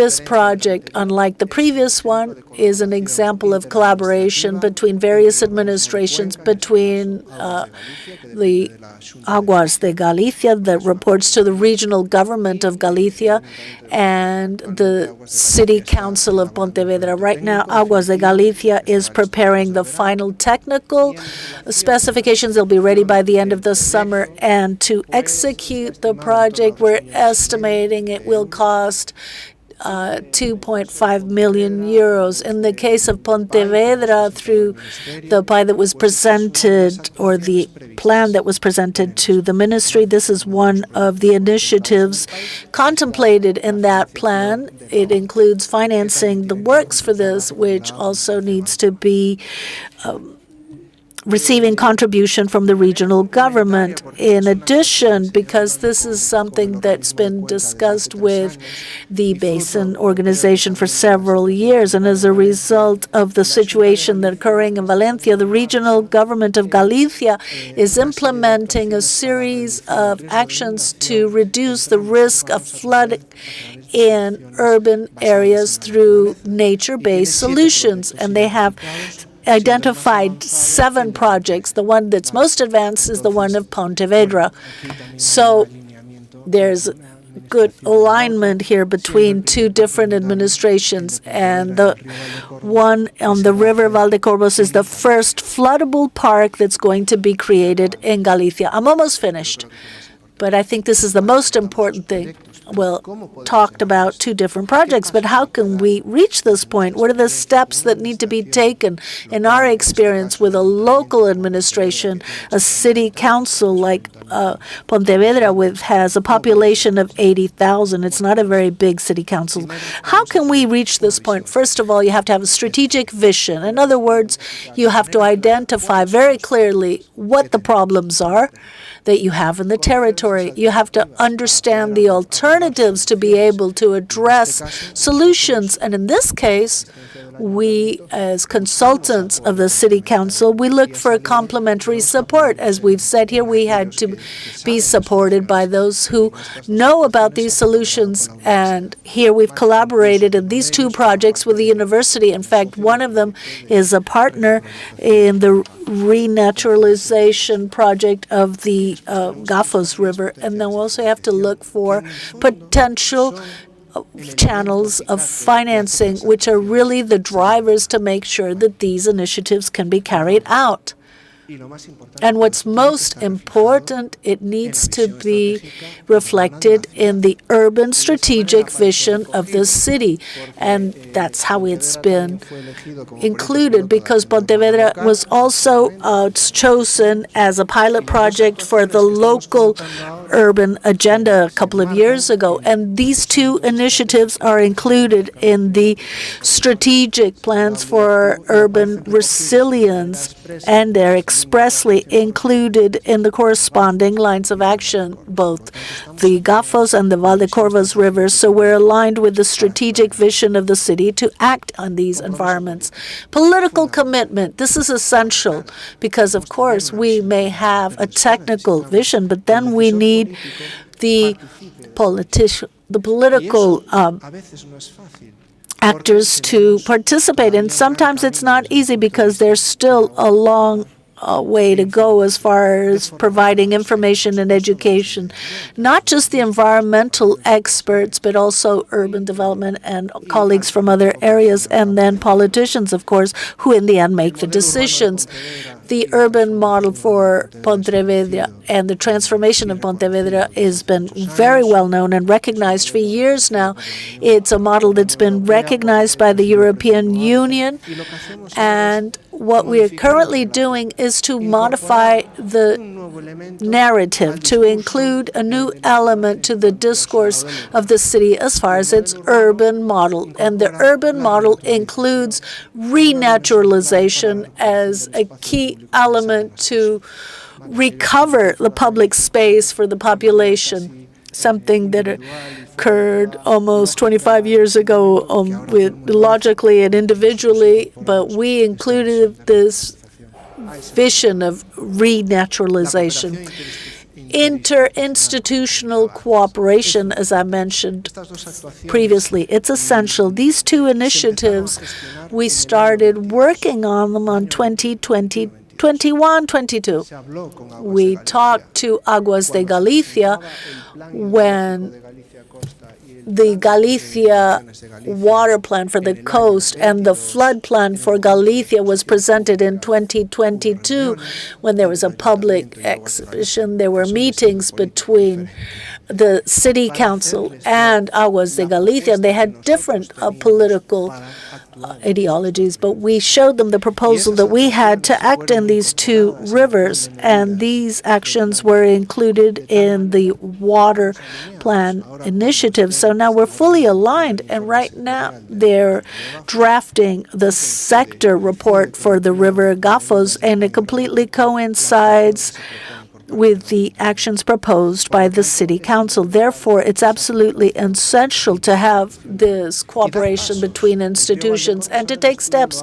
The Valdecorvos River report is being done by the regional government of Galicia, but the basic and initial study was conducted by the City Council, and it was made available to the regional government. And then the search for financing, one project is funded by the Biodiversity Foundation in part. The other part is being invested by the City Council because they've decided it's a strategic plan to recover the River Gafos. And for the second initiative, we hope to have the support from the ministry through this integrated plan that we've presented recently. And finally, if we believe in this and we have a clear strategy, we need to be coherent, and we can't just limit it to specific initiatives that go no further. And in this regard, as Martin said so well, there are different fora where you could learn and establish synergies. In this case, Pontevedra is the only Spanish city participating in the Greening Cities Partnership of the European Council, where we discuss policies in favor of renaturalization, and together with the EUKN, Pontevedra is leading one of the initiatives within this plan, precisely connected to make sure that the next financing framework, the funds devoted to sustainable urban development, mentioned specifically renaturalization and greening of infrastructures at a city level so that they are obligatory. Let's hope we can achieve this. And these are very significant instruments to support all this. And another example that we support through our company, such as the one in Pontevedra, this is a cross-border cooperation project between Spain and Portugal, where we come up with green infrastructure initiatives from a local perspective. In this this case, it's a management of the hills around the urban areas. So the key factors for change, in my opinion, are the following: strategic vision, political commitment, interinstitutional cooperation, searching for financing, and synergies with other initiatives. All of this needs to be pushed forward, and if you're consistent and you have a clear roadmap, it could be achieved. So I encourage all local administrations to take the steps because it is possible. Thank you very much.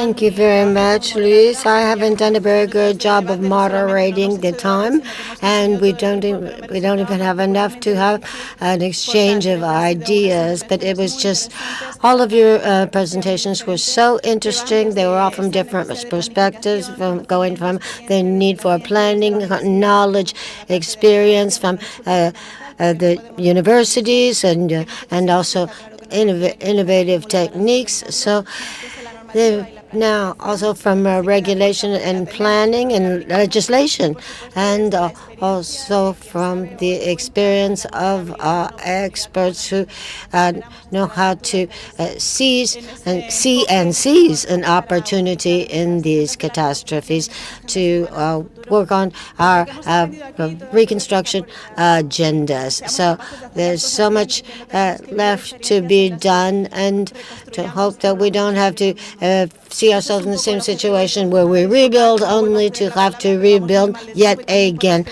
I like to not take up too much more of your time because we are going late. I'm going to give the floor to Mart, who will be giving the closing remarks. And I can see my general director who's back there. So I'd like to thank everyone for the from the ministry, especially Eduardo and Ana. It's not easy to organize these events like these, and I'd like to thank everyone for attending today. And this is being done online, and we will also be uploading it to YouTube. So I'd like to thank all of the speakers, to thank you very much, and for increasing our awareness of everything that we have yet to learn and to assume the responsibilities.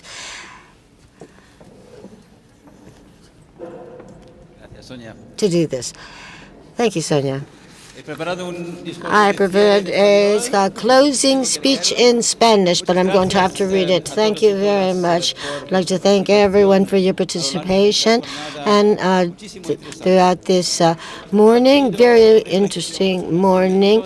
And just a few reflections about knowledge and experiences in Spain and others.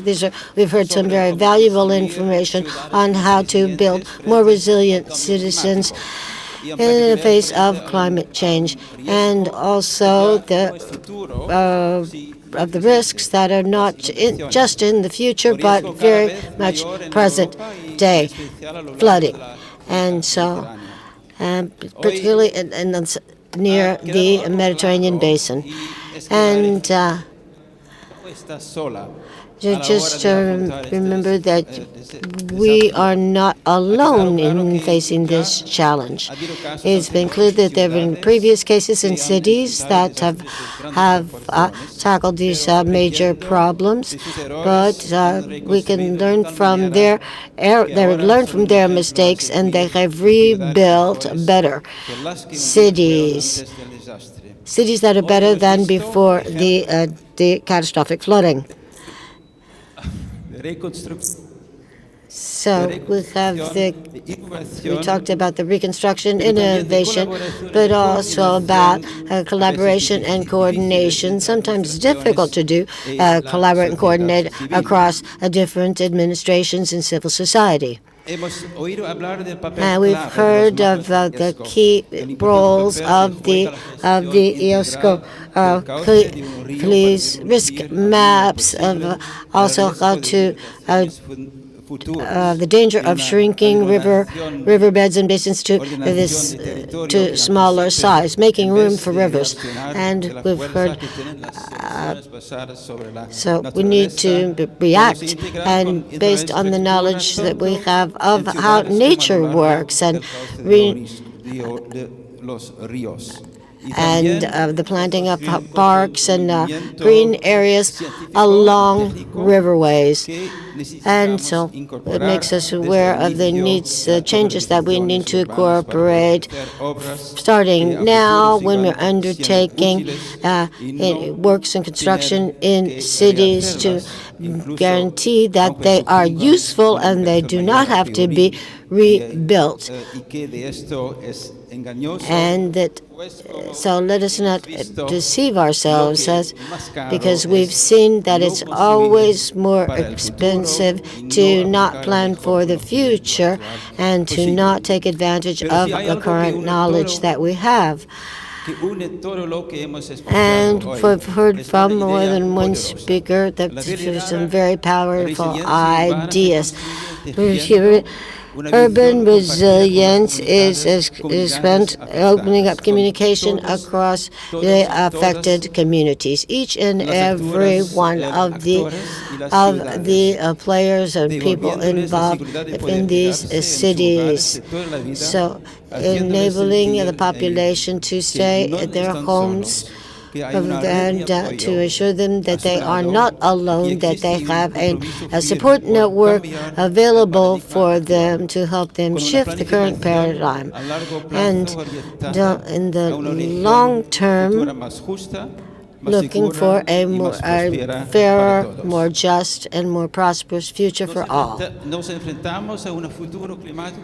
We are facing an uncertain climate future. But in these types of spaces, such as this meeting today, are an essential part of the beginning of the response and solution to this. We will continue to open these dialogues, connect ideas, countries, and cities, so that the experience of one can become an opportunity for another, learning from their experience. And first of all, I would like to thank everyone who worked to make this encounter possible. I'd like to thank the community of the minister, to every one of the assistants. I would like to thank also Laura and the interpreters. And we won't have time for questions today, but we will have more questions in the future. I'm sure we will have greater hope and more of a will to improve. So it's better if we walk this road together. So thank you so much for being here. Please see you soon. And please do not forget to return your headsets.